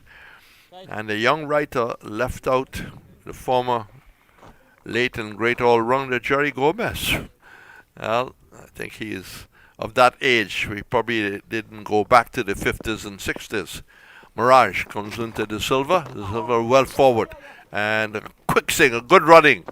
Good combination there. He pushed forward. The ball was turned out in the onside, maybe hitting just off middle. And quickly Chase saw the opportunity to take the very quick single as the ball went out of the mid-on. He's 3. Chase is back in strike in 62 and is 6 for 140. Yeah, and once more we see Maharaj, the left-arm spinner, not getting a spin at all, that one holding its line. Chase, with lesser men around him, just a slip and a forward short leg as Maharaj brings Chase forward. Chase is watchful as he plays it out towards a short wind wicket. Just a look at the time. It says 10 minutes to go before lunch on the third day. Bright sunshine. Maharaj goes in. Chase is back and struck in the pad. Big appeal, but turned down by the umpire. Missing leg stump? Yeah, it appeared to be the umpire Wilson showed absolutely no interest in that, and we've seen the umpires really been brought into this game in this innings. Umpire Braffett had quite a time in a 1 over that was bowled against Jermaine Blackwood, which we'll talk about. Chase is alive on 62. Maharaj bowls. He's back and looking to cut and caught. Bowled. Thought for a moment a hard inside edge hitting the stump rather than the inside edge. Looking to cut a ball that he probably was just not there for the cut shot. It probably should have been on the front foot. So Maharaj has really struck well. First he bowled Holder. Now he's bowling Chase at 62, and the West Indies just before lunch have lost the important wicket of Chase, 7 for 140. And there was a lot in that dismissal that was similar to the way Jason Holder went, Reds, again. And we said it just a couple balls ago. Maharaj really not getting any away turn, orthodox left-arm spinner. He's just pushing that ball in, getting some drift into the batsman. And Chase just rocking back and again appeared to be playing for some sort of spin. The ball did not spin. It did what it was doing all the time, drifting back in, inside edge onto his stumps. The end of a good innings, but certainly the bells are starting to toll. We'll get the details from our scorer on his innings, but I thought maybe the mistake was not being on the front foot. Agreed. It was probably the most rash shot we've seen Chase play for quite some time, and sadly, Lady Luck didn't smile down on him. He paid dearly for it. And, Maharaj is not a man that loops the ball a lot. He bowls very quickly, and that might have even been a faster ball. You're right, Reds. And we also said one of the things Maharaj has been doing is varying his line, varying his pace, and again, appeared to have pushed that one through. Chase just in no position to play the shot that he wanted to play. So Chase 62, 156 balls, 196 minutes. It's 7 fours and 1 6. Thank you very much, Madam Scorer. And it's Cornwall. By nature, he likes hitting the ball. What is the time? It's 7 minutes before the luncheon interval. I'm sure he's been advised by Phil Simmons to stay there as long as possible. He does hit a heavy ball. And does bat with a heavy bat, as you could imagine. Must be the heaviest weight in the world. There's a leg slip, a silly point, and a forward short leg, as that ball is pitched up to the big West Indian, who plays quietly forward. The radio stations are being turned up in St. John's, Antigua, and elsewhere in English Harbour. You name it. Out wherever you are in the land of many beaches. That's pushed out again as he's pitched up. So he was very happy to have 2 balls pitched up. Got a bit of a sighter, keeps it out, and that's the end of Maharaj's over. His figures are getting better there, Sunil. 7 overs, 3 maidens, 2 for 10. The picture isn't getting too much better for the West Indies, however. Are still 85 runs in deficit. The South Africans will be sensing maybe an innings win in this match. They'll certainly be pushing for that. Well, my colleagues will have to stand by, because if there's a 9th wicket falling, this game will go on beyond the normal luncheon hour. Indeed, he goes in, driven, and a little bit of football there by the bowler. Was able to make contact with the right boot. That had the possibility of going past him and beating the mid off. It did, and bringing a bit of Euro to Darren Sammy. Sure. Belgium to play Russia later on. I see Wales 1, Switzerland 1. Yeah, that second late Swiss goal was ruled out. Well, no thoughts of football on our minds here. 7 for 140. And Gigi Balls driving well. They'll take 1. They will look for the second. That should have been on. This is not positive running. Just a little bit of hesitation. You have to have the feel when you hit the ball. I've hit it enough to look for the second. Yeah. It was a little tight. We have to be mindful. Jimbo Cornwall isn't the quickest runner on the field, and I think Joshua De Silva being mindful of that before calling for that second delivery. Second run, sorry. I don't think Jibba was that slow in that situation because De Silva didn't touch down. Whether they communicated looking for two is the basic fundamentals. So De Silva goes to 4, and JD goes into Cornwall. Cornwall plays a ugly-looking shot. So again, it kept a little low as he stopped that outside the line of the off stump. That one did keep low. You're right, Reds. So, Rabada, 3 for 26 under his belt, and looking for more. The West Indies looking to edge to lunch, 7 for 141. And Rabada balls driving well, and caught, getting on his knees to take it, not here. And the West Indies are in deep trouble now, 8 for 141. With Cornwall going without scoring, and the day started with the West Indies 82 for 4. It's now 8 for 141. Well, just not getting anywhere near that ball. A very good catch in the end, Reds. Just running around from that mid-off position, diving behind, almost behind where the bowler would have been, and getting his hands to it. And also, Rabada seemed to have taken some pace off of that. He's now grabbed his 4th wicket, 4 for 26. Yes, and after a fighting effort, mainly because of the efforts of Chase, the West Indies have consistently lost wickets. We had, of course, Blackwood going, then we had Holder going, Chase going, and now Blackwood going, and all of a sudden it's 8 for 141 and Rabada 4 for 26.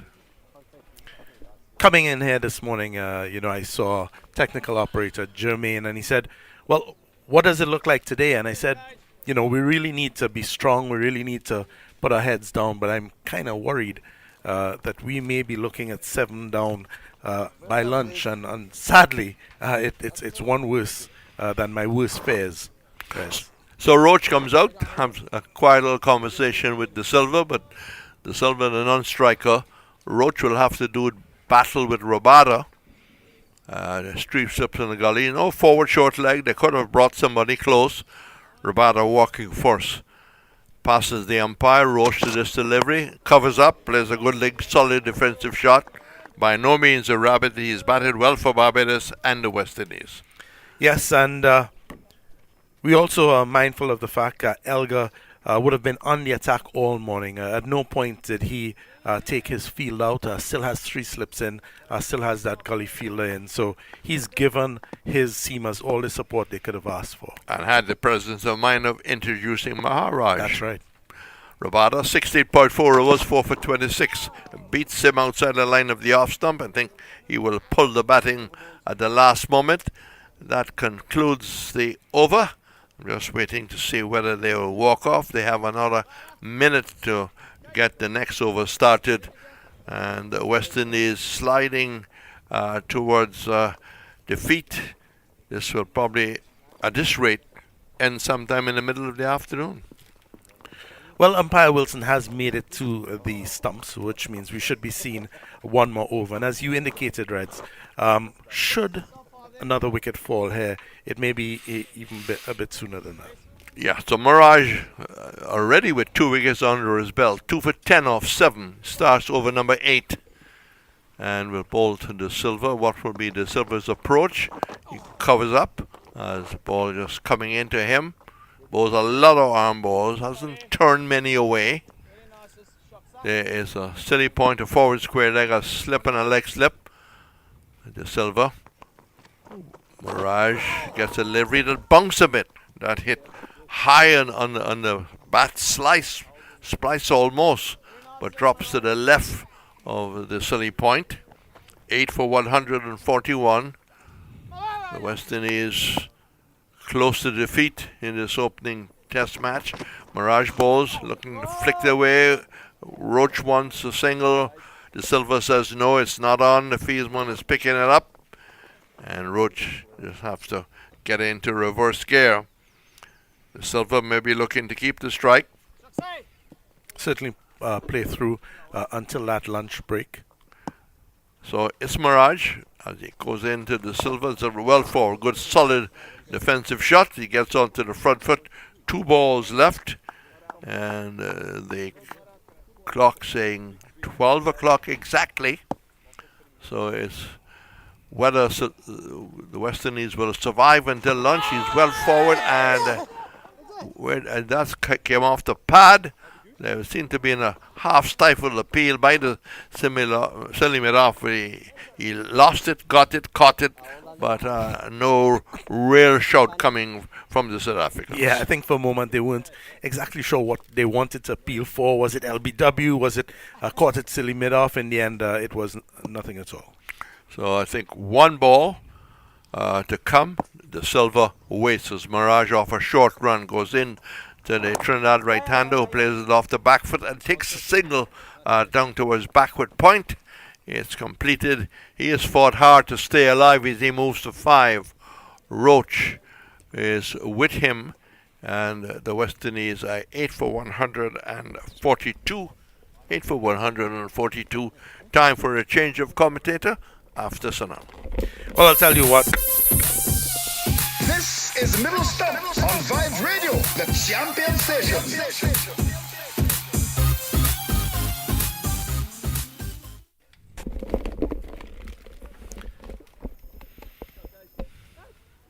Well, I'll tell you what, Reds are still with us. Someone's clock is slow, someone's clock is fast. We're going to have another over. The Silva will take that first ball of the next over, and that's short. It almost floors him. In fact, he is hit on the back of the head. I thought for a minute, it doesn't look good at all. I thought for a minute he had gotten just out, but it just maybe as he was getting out of the line, got hit in the back of the head, and he is in fact someone almost knocked down like a boxer. Yeah, it looks pretty bad. He was ducking into that one. The ball kept low. Some good pace from Rabada, and I actually think he struck on the elbow, I believe, as he tried to duck into that one. And he was in fact struck on the elbow, Reds. Struck on his left elbow, trying to duck. That one wasn't short at all. Some good pace, and it doesn't look good at all. He's on the floor. He was on the floor grimacing in pain. The doctors are out there, the medical support staff, are out there, and we're just hoping that it's not as bad as it looked initially. And it's a combination of being hit, and that's just about where the funny bone is. So that whole hand could be right now without much life, because you have been hit on that funny bone. It takes a little bit of time before any kind of power, any kind of movement is back in. Well, the good news is he's back on his feet. He's walking around, the physio right next to him, trying to shake out that left arm. We're happy to see him back on his feet. The question is whether he will be able to continue. He's a tough young man, and I'm sure he'll want to. Well, we're very happy that it was not the helmet that took the blow. It was just around the elbow, and that's good. Already we've had the news, of course, that Andre Russell had to be substituted in Pakistan. We've already had a situation where Bonner has to be substituted, and we're very happy that it's just, well, not just because it was a fair hit onto the forearm where you don't have a lot of muscle cover. Daniel. Yeah, and De Silva just with his bat in his hand now, taking his guard, trying to feel that area out, see how he feels. You know, having lost Bonner in the first innings to a concussion, this will just add insult to injury. The Windies already on their back foot. The last thing they'll want is for injury to another one of their players, particularly at this point in the game. 8 wickets already down. Really staring defeat in the face. And this is eating into that time before the break, Reds. Yes, let's tell you that the first to go this morning was Blackwood, caught Van der Hoosen off the molding of Rabada for 13. Holder was Bowl Maharaj for 4. Chase was Bowl Maharaj for 62. 196 minutes, 156 balls, 7 fours and 1 6. Cornwall caught by Van der Dusen off the bowling of Rabada for no score. Roach not at naught. The Silva still there, but getting some attention because of the blow to the left elbow area. And the West Indies have slipped from 82 for 4 to the present position of 142 for 8. What's the latest prognosis, Doctor? You've been watching it. He still looks very uncomfortable. I think he wants to continue. The physio is continuing to test that arm out. But like we said, a tough lad. I do expect he will continue. He appears to be putting his gloves back on right now. Right, so 142 for 8. Time for a change of commentator. And it's going to be Claudius Emmanuel after Sunil. Final thoughts. So, the Silva back with his gloves on, putting on the helmet, and the physio's making his way off. That's good news. Good news. We're all relieved. It did look really, really bad when it occurred. I think all of us had a sharp intake of breath, hoping that the young man would have been okay. And the good news, Claudius, is he is about to take strike once more. Indeed. So, it's going to be the Silva to take strike. We're well past the scheduled lunch, so on that indication, we'll have to conclude that we are playing additional time. Rabada moving in, bowls to the Silva. The Silva gets a good delivery and comes into his stumps and plays up to Giddy, who's at that wide mid-on position. There's no run, so the total remains 142 for 8. So Sunil, it does appear here that the umpires have taken the additional half an hour, which is allowed when you are close to getting a result. It's way past 12. It is. Rabada moving in, bowls to the Silva. The Silva is struck on the pad. Right pad as he comes gingerly forward and playing into the offside. There's no run. Yeah, well, whether they've taken that extra half hour, I guess will be confirmed in just a bit, Claudius. Umpire Braffett did make his way briskly to the stump, and I was thinking, well, an extra over, but then that delay because the Silva was hit. Rabada moving in, bowls to the Silva. The Silva is struck on the pad as he looks to turn it, and there's no run. In fact, Sunil, one would have thought that given the time spent attending to the Silva, sufficient time would have elapsed for them to have taken the break, if in fact they were taking it. Yeah, good point. Good point. I was looking at that because then what does it do with us being so far into the break? And it may very well be, Claudius, that they are playing extra time. Rabada on the bright sunshine moves away from us, bowls to the Silva, driving edge pass, slip, and then down to third man for 4. Thick outside edge and away from the fourth slip position. So the Silva gets a boundary and goes to 9, 146 for 8. And it reduces the deficit, but it only reduces it to 79. Still a lot of work ahead of them. And credit to De Silva for his courage, having been hit on the foot, on the elbow, on the left elbow, just above the left elbow, that he's out there and he's continuing to battle. Yes, in fact, now wearing the forearm guard, which he certainly didn't have before. And so he's got additional protection. Rabada moving in, bowls to the Silva, who allows it to go into the gloves of the keeper. So overboard as the total 146 for 8. So Kima Roach is yet to score. The Silva is on 9. And, well, both umpires taking their time about it. So a clear indication that we are, in fact, playing extra time. Absolutely. And, you know, not what the West Indies would have hoped for when they came out this morning. They would have hoped that they could have rallied a bit, not that we'd be in an extended lunch break. 8 wickets down, still 79 runs in deficit. Indeed. Just to explain, of course, the additional break, the additional time, we make it half an hour, so play will continue until 12:30, and lunch will then be taken. If West Indies survives, 2 wickets in hand. Forward comes Roach and plays to the short leg, and there's no run. So a leg slip, forward short leg, and seal it off. So 4 men plus the keeper round the bat. Maharaj from the south moves in round the wicket to Roach. Roach forward and plays it back to the left-hander. So the lead 79. West Indies 146 for 8. A clattering of wickets.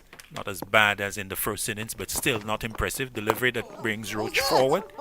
And, well, they're now asking for a catch, suggesting that the ball might have been played onto the boot of Roach and then been caught by the Silva off. And they have actually gone for a player review, Sunil. Yeah, my first instinct was that the Kock was interested in the LBW, so we'll see with this review exactly what is the fate of Roach. As we look at it, Roach comes forward and it's coming off. Well, bat and pad are very close together, and the question is, what are they appealing for? Is that LBW or possibly a catch? Well, it didn't actually get close to the boot of Roach, so I think it's a question of LBW. Let's see. As well, from that it shows that pad first. So does that suggest then that LBW will come into play? So as we look on the monitor, we see ball making contact with pad first and then bat. So that suggests LBW is in line to be considered. Yeah, I'll anticipate they'll probably go to ball tracking in a bit, and that's just what we're seeing now. And umpire's call just clipping from Hawkeye, and you could have just heard the South Africans suggesting that was so close, and it was just clipping. And so umpire's call, with umpire Wilson having suggested not out. Well, that was a close call. I mean, it doesn't get much closer than that. So Roach survives the LBW review as Maharaj comes in, bowls to him. He's forward and takes this one on the pad, it looks like. And also looking to make a catch of it is the Silva fielder, Elgar. Roach survives. 2 deliveries are left in this over. Maharaj moving in, bowls to Roach. Roach is looking to flick at it down the leg side. Doesn't make contact. And the ball goes down to the leg slip, where it's picked up by Mulder over number 59 of the innings. As Maharaj about to complete it. West Indies still trail by 79. They've got 2 wickets in hand. And South Africa looking to wrap up things quickly. Umpire Wilson is just checking on the third umpire just to investigate whether the last delivery was a legitimate one. That's what I am assuming, as he's standing in the way of Maharaj. As it is now, all no balls have been called by the third umpire. So yeah, correct. And that little delay still catches a lot of people, Glorious. Indeed. Maharaj continues, so the delivery was legitimate. Forward comes Roach now to complete the over. So at the end of it, 146 for 8. Kima Roach is yet to score. Joshua Da Silva is on 9. West Indies still trail by 79. We would have seen Dean Elgar is certainly going to be a happy man. All his players would have responded in the first innings. Nokia and Gidi would have done the damage. And now we come into the second innings. Rabada stepped up. He's 4 for 30. He's introduced Maharaj, and Maharaj already with 2 wickets, 2 for 11. So all of his bowlers have really responded to his call and have really pitched in this innings, Claudius. 146 for 8. Rabada continuing. And he's going to be bowling to the Silva. The Silva gets a short delivery and takes evasive action as it goes over his head. So, question that maybe you are asking, why are we still playing cricket at this time? Is the luncheon interval? Well, normally it would be, But we have a situation with West Indies 8 wickets down. The officials agreeing to play additional time. So we anticipate that we will play an additional half hour from the 12 o'clock schedule interval. So we'll go up to 12:30 because as we approach lunch, West Indies got themselves into a pretty dire situation. 141 for 8, 146 for 8. The Silva outside the off stump allows it to go into the gloves of the keeper. So West Indies resuming on 82 for 4. They have slid to 146 for 8. West Indies losing today. Blackwood for 13, Holder for 4, Cornwall for a duck, and Chase for 62. Rabada comes in, balls to the Silva. The Silva is struck on the pad. The appeal going up as the catch is taken from the ricochet on the offside. The South Africans are considering a review as umpire Blackwood says not out. And, well, they actually do go for it. So finally, they decide to challenge the not out decision. Greg Wilson joins us. Yes, is it a question of back pad or is it LBW? Well, we'll have to wait and see. I would suggest back pad. Yes, because we saw the man coming from the cover, short cover, dashing into to catch the ball. So, and in fact, Greg, they waited until the catch was taken to really go up with the big appeal. So on that indication, I would say is back pad for a caught opportunity. Yes, but not too often you see that happen, Claude. Yes, for a batsman to get out bat pad of a pace bowler that far off the wicket. Yes, inside edge they would be looking for the ball ending up way on the offside, maybe some 20 to 25 yards away from the bat.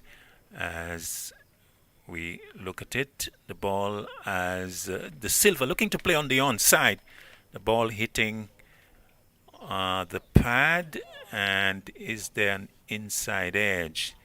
Bat and pad are pretty close together. It has taken him high up on the pad above the knee roll, and the catch certainly taken out on the offside. The question is, was there a little flick on the inside edge? It's a bit difficult to Well, tell. he's actually interested in LBW as well, but the Hawkeye shows that is missing. It's going over the stumps. And certainly LBW, we can say, is negated. And umpire Brathwaite says there will be no dismissal. So the review is unsuccessful. So the South Africans, they're down to one review remaining. 146 for 8. So the Silva survives. Yes, Rabada still in the hunt, Claude. Yes, for perhaps a 5th wicket. He's on 4 right now.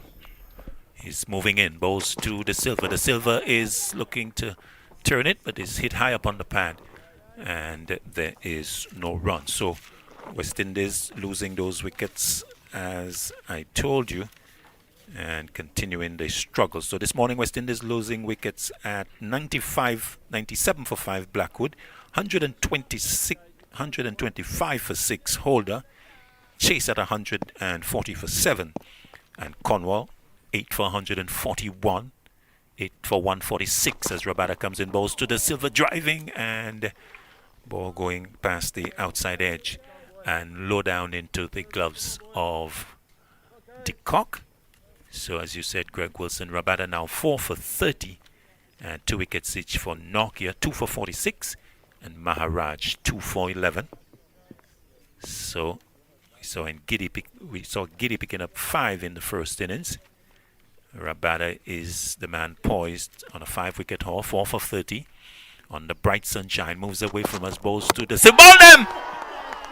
Spectacular dismissal with the Silva going back and the ball keeping a bit low, and the off stump being completely removed out of the ground and going cartwheeling towards the keeper. Spectacular dismissal that brings the 5-wicket performance for Rabada. 5 for 30 with the loss of Joshua De Silva, going bold in spectacular fashion as the South Africans get closer and closer. West Indies 9 for 146. Yes, Claude, yes. The writing is all on the wall. The Silva comprehensively bowled by Rabada. This is the third batsman that has gotten bowled that has left alone. So poor judgment on the part of the West Indian batting, but good sustained pressure there by the bowler and that of Rabada. Indeed. So West Indies performance really not impressive at all. So 9 for 146. So just a solitary wicket to fall for West Indies to go down to this embarrassing defeat as Jaden Seals comes out. Well, we saw him give good support in the first innings, and there's not much really to play for as he comes out. So just the two, Roach and Seals, just a matter of time, Greg Wilson. Yes, Claude, yes, you did ask me the question in the morning, how long did I believe the game would have gone, and I told you we would have done well to get to the tea interval, and it looked like my prediction is coming to fruition. Yes, the West Indian batting in real tatters.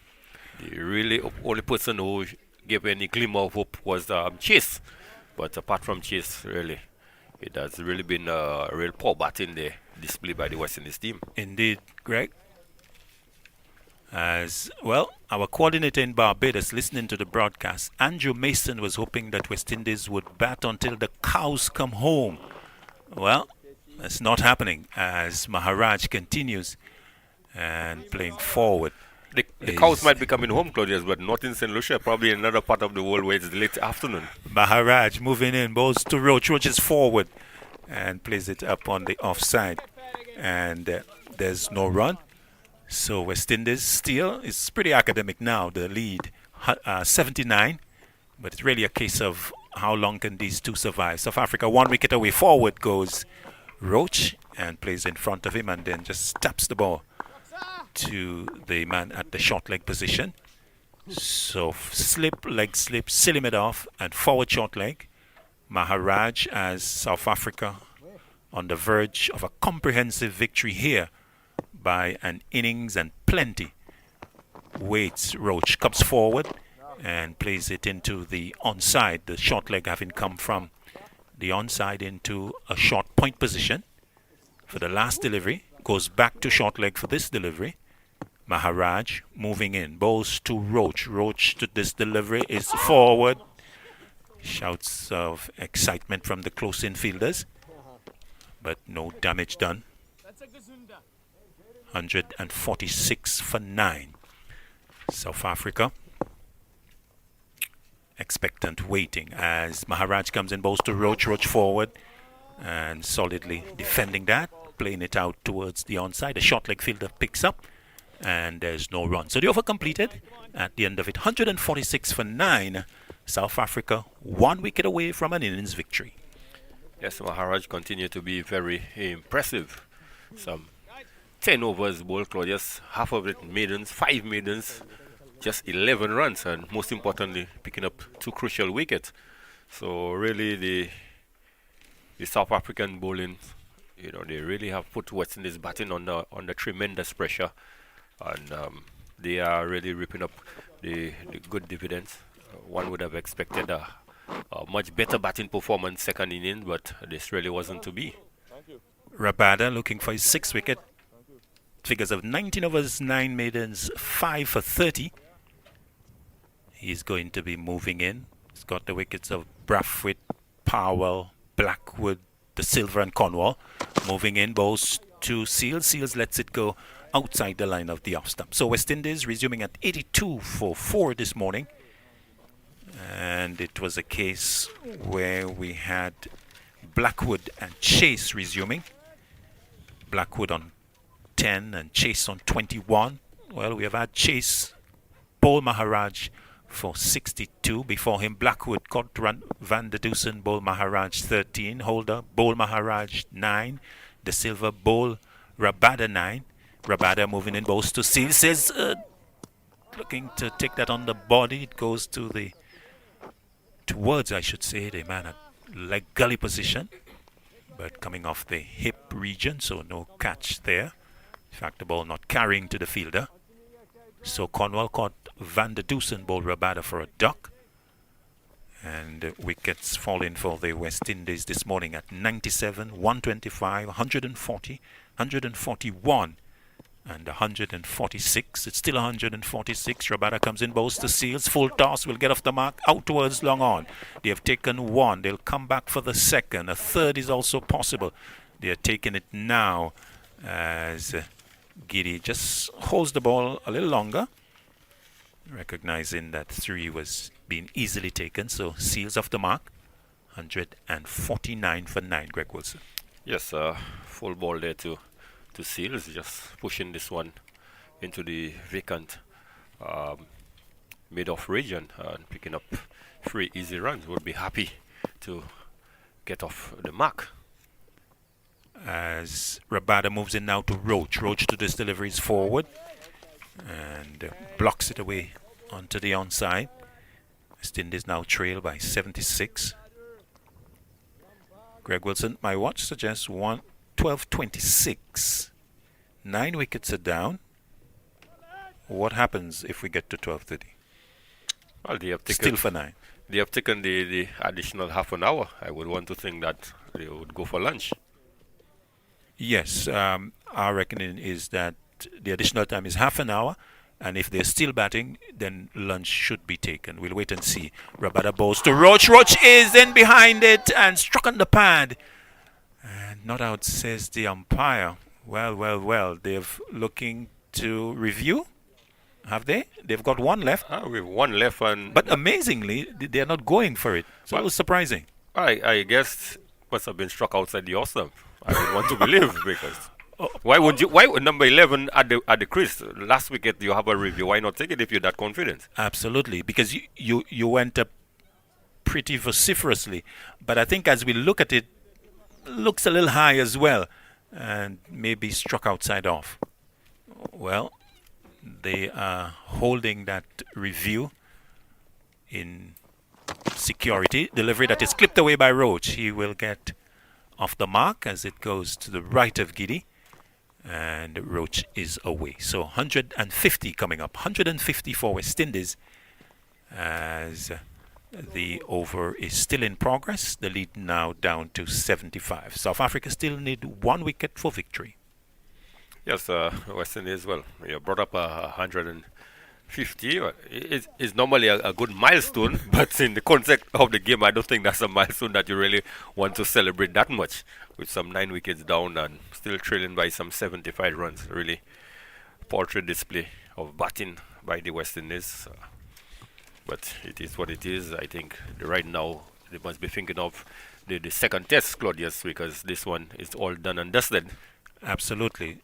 But still, for the academic interest, 150, 375 balls, 283 minutes, 17 fours and 1 6. Maharaj continuing, bowls to Roach. Roach is forward to a full delivery and plays up on the offside, and there is no run. Maharaj moving in, bowls to Roach. Roach is hoiking that high out towards long off. It will go all the way over the boundary for 6. So Kemar Roach, in the circumstances, looking to enjoy himself, launching a straight drive over long off for 6. The total now going to 157 for 9. Roach taking advantage of what's on offer. Yes, Maharaj just tossing this one outside the off stump. Roach clean the left leg and depositing it for 6. Maharaj moving in, balls to Roach. Roach has gone again out towards long on this occasion and crashing into the advertising hoarding for a second consecutive 6 in the over. 163 for 9 as Roach goes to 13. 162, or is it 163? A little discrepancy between our scorer and the scoreboard. Roach to this delivery is forward and plays it away from the slip fielder, and there's no run. So Roach on 13. Maharaj moving in, bowls to him. Roach is forward and defending. as the total stays on 162 for 9. Maharaj looking for his third wicket, moving in, bowls to Kemar Roach. Roach is forward and dead bats it in front of him. The ball goes behind him to be taken by the keeper. And let's see, are we having lunch or are we continuing? Looks like we are continuing, Greg Wilson. Yes, Claudius. 12:40 on the dot, but well, according to our watch. According to our watch, but the umpires are certainly continuing. Last over there by Maharaj, we saw some two lusty blows struck there by Kemar Roach. Is it a bit of regard action there by Kemar Roach? Well, a little late, but Roach is enjoying himself. So 162 for 9. The lead. West Indies still trailing. And it's going to be a bowling change as Nokia comes back. 13 overs, 4 maidens, 2 for 46. He's going to be bowling to Jaden Seals as he moves in, bowls to Seals. Seals is forward and plays it upon the onside. Nokia comes in to field and there's no run. So West Indies still trail by 63, Greg Wilson. Yes, still a long way away from making South Africa bat again. But Claudia, just question, is there a rule change in terms of the extension of the time? Well, we have certainly played more than half an hour according to our watch. So perhaps it's an hour. We'll have to wait and see as a delivery that Jason Seals plays square on the offside as the ball goes to the backward point fielder and there's no run. So 3 slips, a gully, backward point, mid-off. There's also a leg gully, forward short leg and square leg. Let's give you the bowling figures. Rabada 20 overs, 9 maidens, 4 for 35. Giddy 13 overs, 3 maidens, not for 31. Nokia in his 14th over, 4 maidens, 2 for 46. Mulder 6 overs, 1 maiden, not for 18. We haven't seen him today. And Maharaj 11 overs, 5 maidens, 2 for 23. South Africa within 1 ball of an innings victory. Moves in now is Nokia. Bowls to Seals. Seals is edging down to, actually guiding, to be fair to Seals, guiding it down to the gully position. And there is no run. So West Indies 162 for 9. This is the 64th over. And West Indies just not performing at the level that you would have expected at this level of Test cricket. Scores of 97 in the first innings and now 162 for 9 on what are decent batting conditions. Nokia comes in, bowls to Seals. Seals is driving outside the off stump, doesn't make contact. The Kock picks it up and sort of begins to run towards the dressing room. Almost a dry run of what he wants to do in maybe a few deliveries to come as South Africa celebrate the victory. They're 1 wicket away. West Indies still trail by 63. And it's really all over Bada shouting. Just a 1 ball. South Africa will take a 1-0 lead in this 2-game series. Of course, game number 2 right here at the Darren Sammy Cricket Ground on Friday the 18th. Nokia round the wicket now to the left-handed Seals. Moves in, bowls to Seals. Seals gets a short delivery and rocks back and allows it to go front of the midriff, and it goes into the gloves of Quinton de Kock. And as this one comes to an end, Greg Wilson, as our thoughts turn to the second test, any thoughts of team personnel?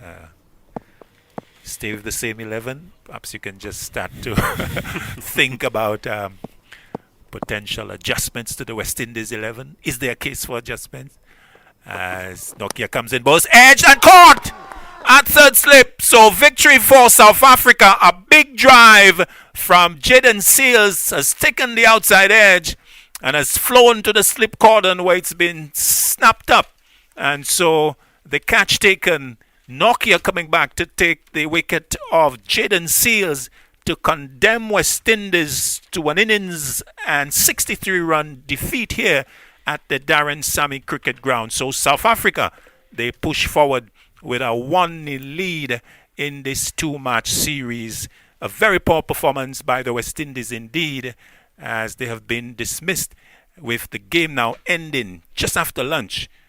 Really an adjusted lunch session, so an extended first session I should say.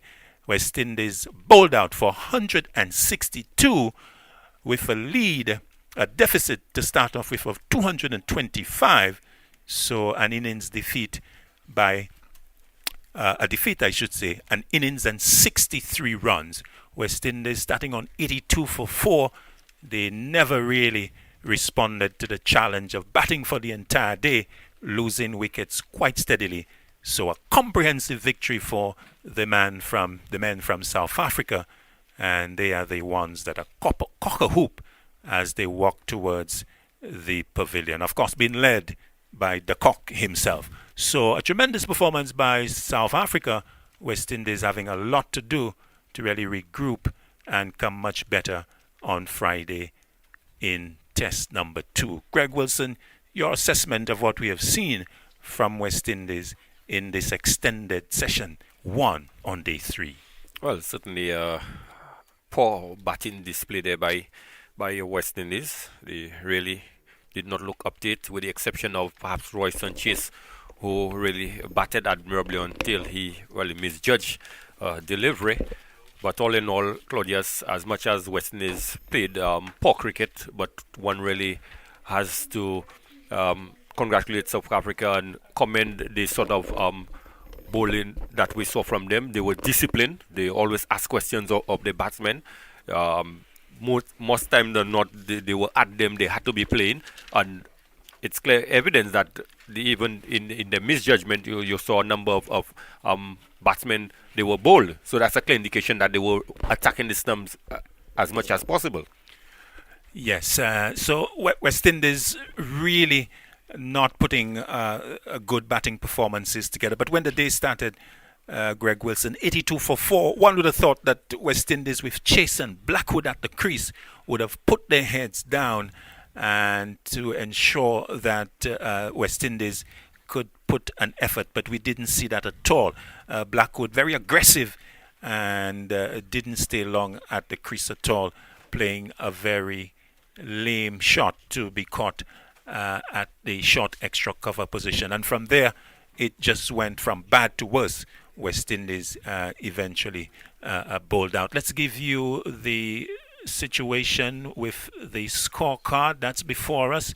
West Indies 162 all out, and if for any reason you're just joining the broadcast, that is curtains for the game, because West Indies, they have been defeated by an innings and 63 runs. 162 all out, with Craig Brathwaite LBW Rabada 7, Powell LBW Rabada 14, Shea Hope Caught Mulder Bowl Nokia 12, Roston Chase Bowl Maharaj 62, Mears Caught Mulder Bowl Nokia 12, Blackwood today caught Van der Dusen Bowl Rabada 13, Holder leaving alone outside the off stump Bowl Maharaj 4, the Silva also leaving alone Bowl Rabada 9, Cornwall caught Van der Dusen Bowl Rabada not, Kima Roach not out 13, Jaden Sills caught Mulder Bowl Nokia 3, and West Indies with the first innings lead,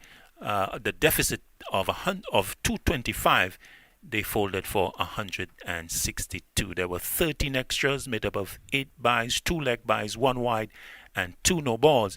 162 in 64 overs. The bowling figures: Rabada 20 overs, 9 maidens, 5 for 34. 20 overs, 9 maidens, 5 for 34. Giddy 13 overs, 3 maidens, not for 31. Nokia 14 overs, 5 maidens, 3 for 46. Mulder 6 overs, 1 maiden, not for 18. And Maharaj 11 overs, 5 maidens, 2 for 23.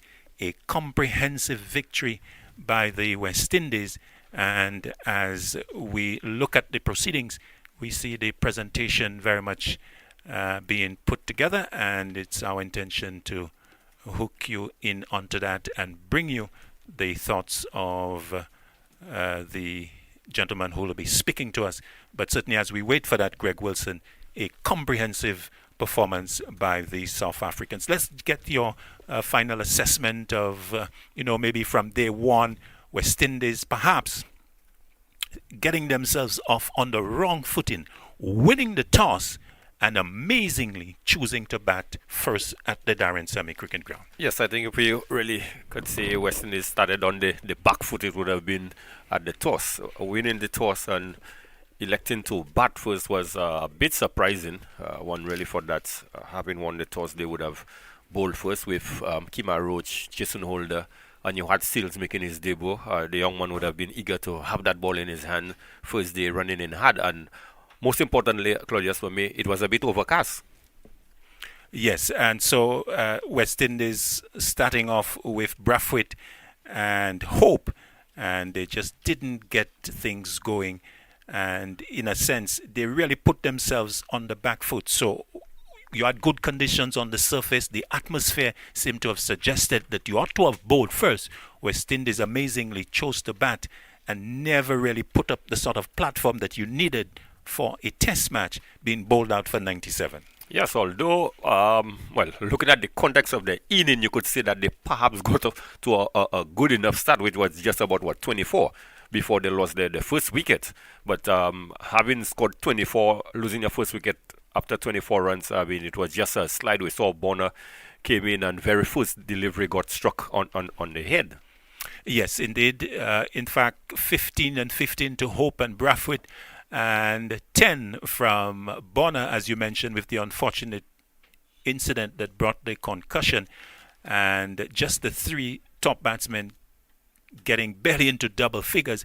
And then we had 20 from Holder and 13 from Cornwall. West Indies 97 all out in 40.5 overs, and they just didn't handle the pace of Nokia in particular. 11 overs, 3 maidens, 4 for 35. He was the man who instigated the early slide. And then towards the back end, Giddy come in, 13.5 overs, 7 maidens, 5 for 19.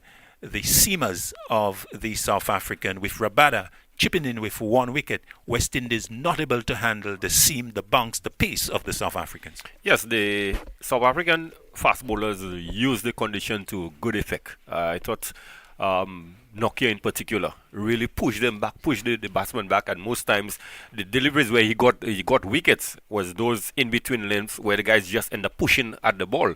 And when in Giddy came back in the back end, he really got a bit of movement, and that was the undoing of the West Indies batsmen.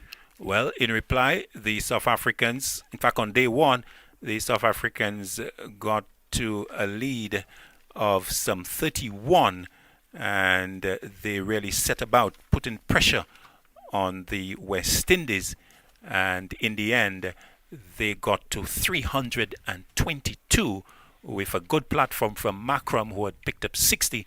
Makram get him some 4 fours and a good knock of 46 from Van der Dusen, but it was actually de Kock who really held the innings together, and in the end he remained not out on 141, batting for 170 balls, 245 minutes, 12 fours and 7 sixes. He was the man who stood between their performance and the West Indies, and West Indies' inability to dislodge him throughout the innings, notwithstanding that he did get a chance when he was on 84, Mayers putting him down at deep backward square. He was welcome to the post-match presentation of the first test of the Betway situation. 322 all out, as we can now go to the presentation. Sponsor of the series who have made this possible: Betway, the title sponsor, Sandals Resort, GC Insurance, St. Lucia Tourism Authority, Blue Waters, and also MasterCard. I think we're all aware that if we didn't have those sponsors around, this wouldn't be possible. So big thanks to those people involved, those companies involved. Right, I'd first of all like to have a chat to Craig Brathwaite. Craig, thanks for joining us. Craig, for starters, I've got to go back and revisit the toss. So what are your thoughts? You've had a chance to have a think back about the toss. Would you have done the same, given the same situation at the start? Yeah, I think so. obviously saw today it had some invariable bumps. So I always thought the pitch was a little dry. And I mean, obviously we didn't bat well in the first inning. So, we were always under pressure from the start. So what would you say was the difference between the two teams? Well, I thought South Africa batted well. Obviously they started day one. And, day two, it still had a little bit of moisture, but I thought they batted well.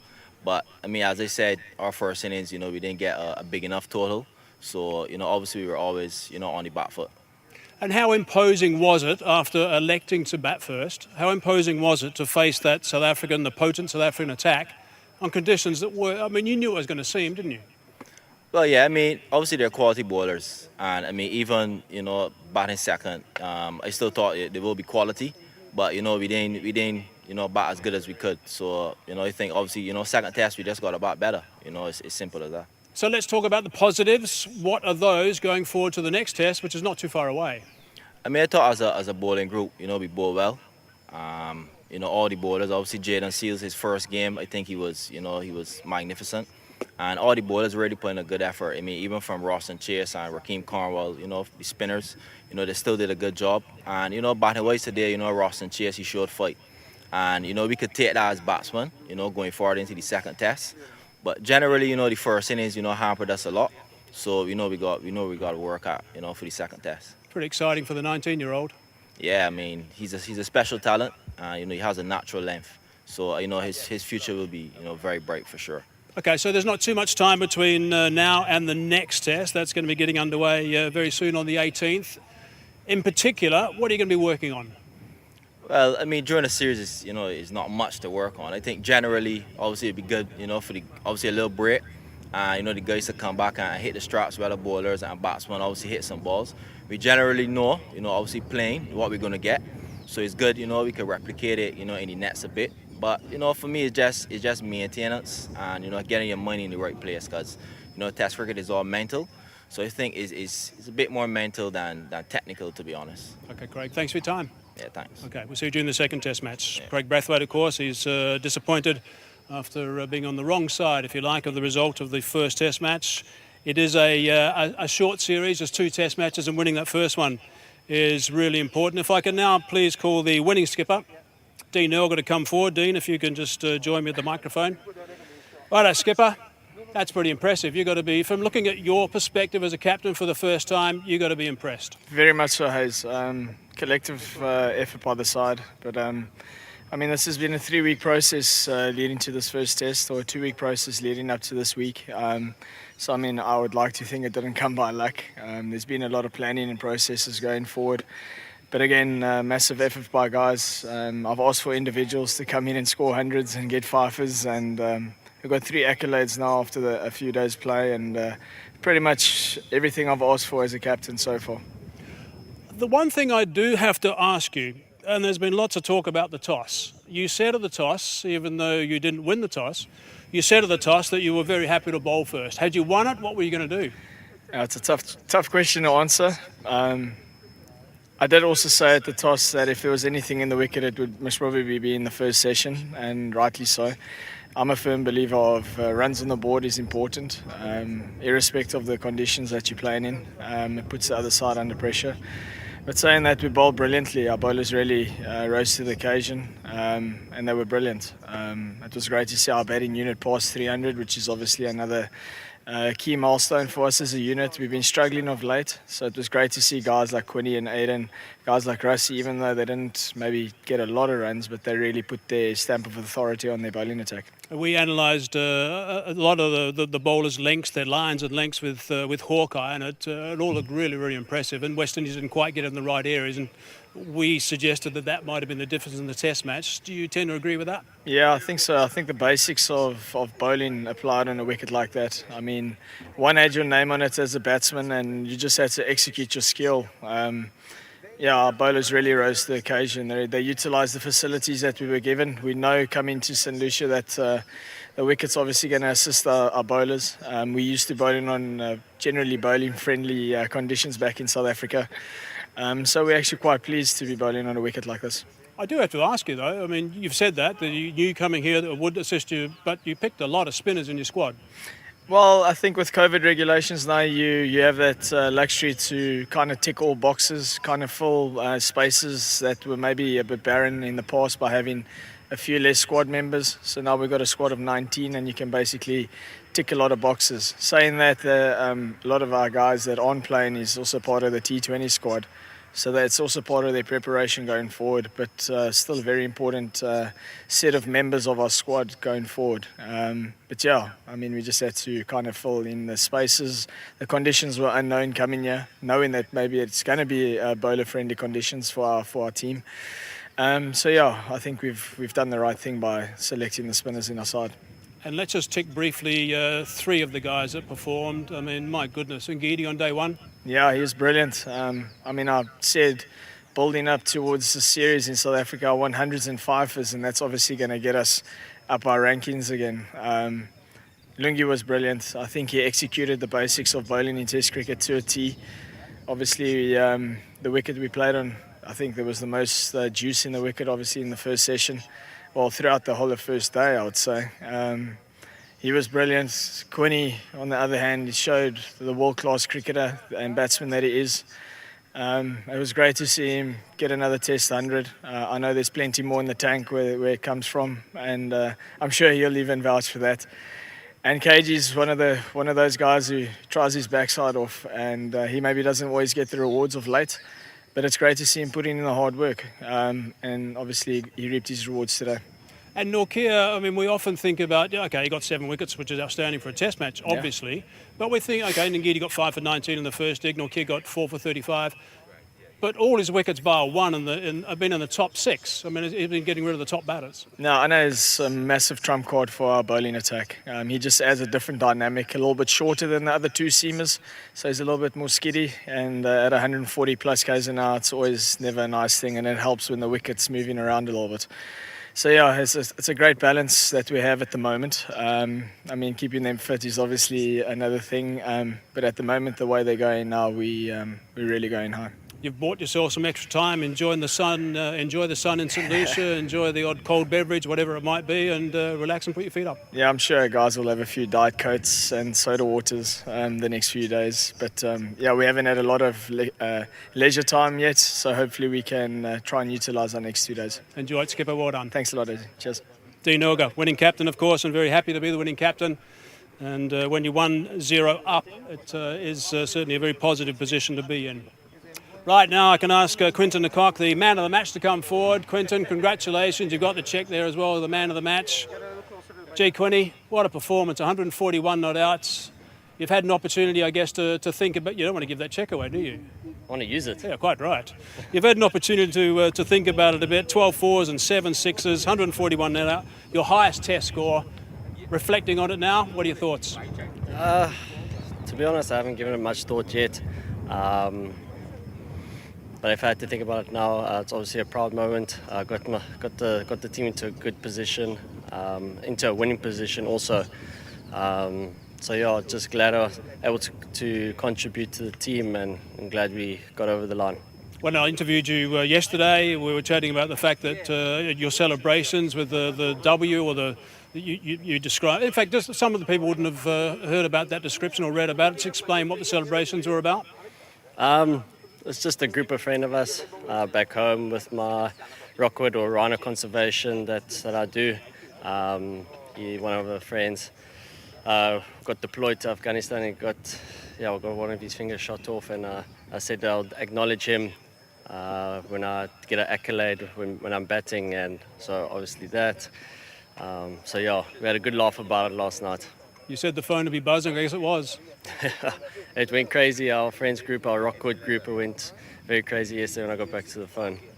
Just touch on your innings. You knew you had to work hard on that surface in your first 50. I mean, you got through that nicely, but then you just let loose. I mean, was that a case of you knew Norkia was going to be an able partner at the other end, but you decided to tee off and beneficial to the South African team, of course, as well as to yourself? Yeah, I asked Dean, how do you think we should go about it? And then he just said, obviously, hog the strike with the last 2 wickets. And obviously in doing that, trying to look for boundaries, pushing up the run rate. So that's all I just tried to do. yeah, it came off. And finally, those balls were thudding into your gloves again. I saw you wringing that one hand. I mean, it's an occupational hazard, I suppose, as a keeper to always have a finger that's a bit sore. But, gee, it must have been a nice view from your point of view with those quicks going so well. Yeah, it's quite an awesome place to keep. The ball does come to a lot.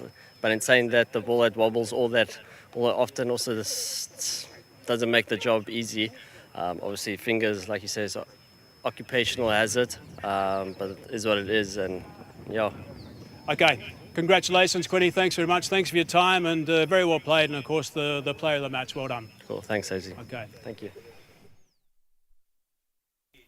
So, Quinton de Kock is the man of the match, and not surprising at all. 141 with those 170 balls, 245 minutes, 12 fours and 7 sixes. And when we break from our analysis, Greg Wilson still with me, we were talking about the South Africa effort of 322. Quinton de Kock was a key component of that batting order. Yes, certainly he was the glue that held the innings together, especially the low order. Getting some runs first with Van der Dussen had a crucial partnership, but most importantly the partnership with Nokia. Indeed, 79 runs for the 9th wicket. But, yeah. And that was crucial because they took the score from 9 for 233, if I recall, to 8 for 233, and they brought it up to, with those 79 runs, 9 for 312.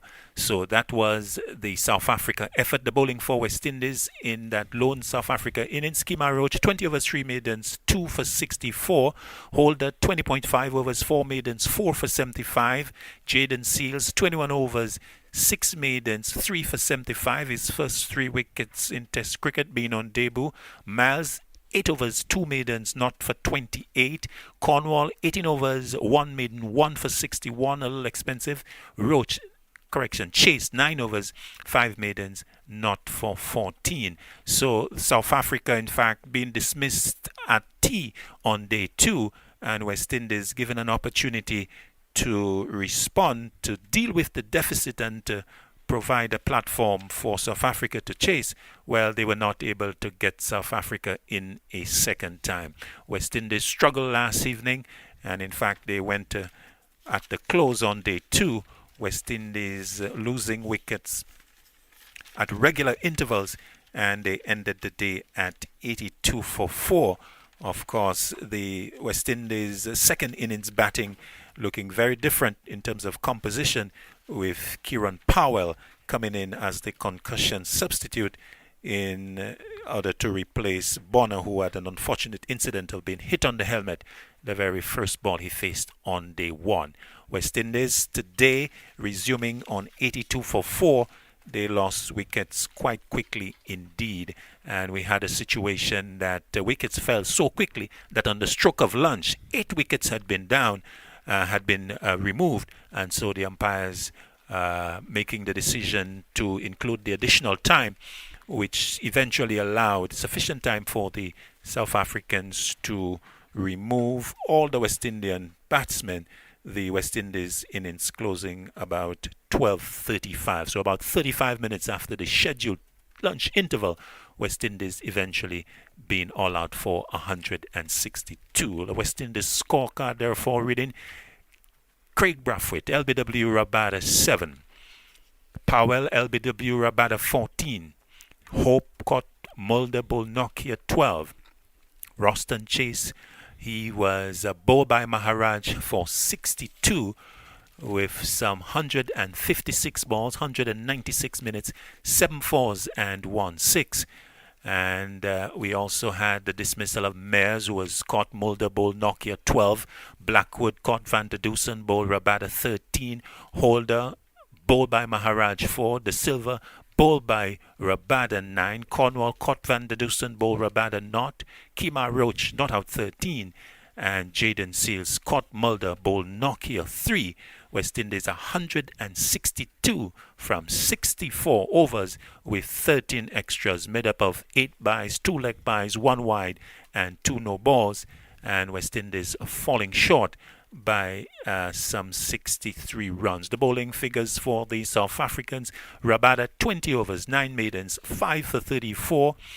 Gidi 13 overs, 3 maidens, not for 31. Nokia 14 overs, 5 maidens, 3 for 46. Mulder 6 overs, 1 maiden, not for 18. And Maharaj 11 overs, 5 maidens, 2 for 23. So a comprehensive victory by the South Africans, with West Indies being bowled out for 162. So scores in the game: 97 and 162 West Indies, South Africa 322. So as we wrap up on this truncated game in day 3, a result coming early on day 3, we'll get the final thoughts from Greg Wilson as we just look quickly forward to test number 2, which starts on Friday, June 18th. Greg Wilson, your take from this game, and quickly, what do we expect for test number 2, perhaps in terms of West Indies selectoral changes and your prospects for the second test of this 2-test rubber? Well, as you rightly said, West Indies were comprehensively beaten. The batting for sure leaves a lot to be desired. They certainly did not bat well. The one good aspect I could say about this game for the West Indies, I felt the catching in the slip cordon was good. In fact, for both teams, Claudius, in particular the South Africans, we saw a number of spectacular catches, sharp catches being taken in the slip cordon. But going back to the West Indies team, the batting was not good at all. The bowling, they certainly did not bowl in the right areas consistently. Felt too many occasions the balls were just wide outside the off-stump, gave the batsman enough sufficient time to perhaps get the eye on us. When West Indies batted from the onset, the bowlers would be at them all the time, keeping sustained pressure, and we did not see that from the bowlers at all. So that is an area of concern. They really would have to get this addressed, look to attack the stump at least a little more. In terms of changes, well, the batting certainly struggles. So a question of who do you bring in if you're going to make any changes. Well, the bowling, quite honestly, Roach did not bowl too bad. Holder, especially in the second inning when he needed crucial wickets to wrap up the inning, he came good. Seals on debut bowled well enough. So the question of whether you want to come in here with 2 spinners. I think if there's going to be a change, perhaps Royston Chase could remain in the team as the spinner, and obviously he would provide value with the bat. But the question of Cornwall, I think if anything, West Indies perhaps need an extra seamer. And if Shannon Gabriel is fit, I think Shannon Gabriel perhaps should come in for Cornwall.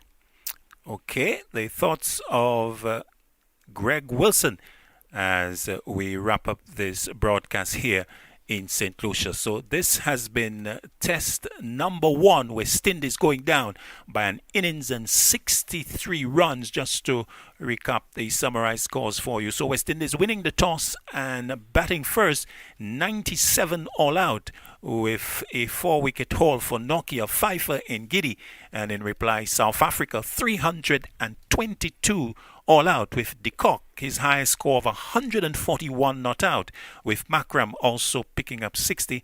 West Indies bowling effort being spearheaded by the debutant Seals, who picked up 3 for 63. West Indies with a lead of 225 bowled out on day 3 for 162, with Chase getting 62. And the pick of the bowlers for South Africa, Rabada 5 for 34, Nokia 3 for 46, and Maharaj 2 for 23. So that's the position as we wrap up here at the Darren Sammy Cricket Ground. So victory for South Africa. So on behalf of the entire team, Ryan O'Brien, Reg Pereira, Sunil Ramdin, Greg Wilson, Jermaine and his assistant, and Ashlyn, our scorer, we ask you to join us next for test number 2 at 9:45 a.m. on Friday, June 18, right here at the Darren Sammy Cricket Ground. So on behalf of the entire team, Claudius Emmanuel saying good afternoon from the Darren Sammy Cricket Ground. You've just heard commentaries on the West Indies South Africa series, a production of Vibes Radio, the champion station. Join us again for more on Middle Stop.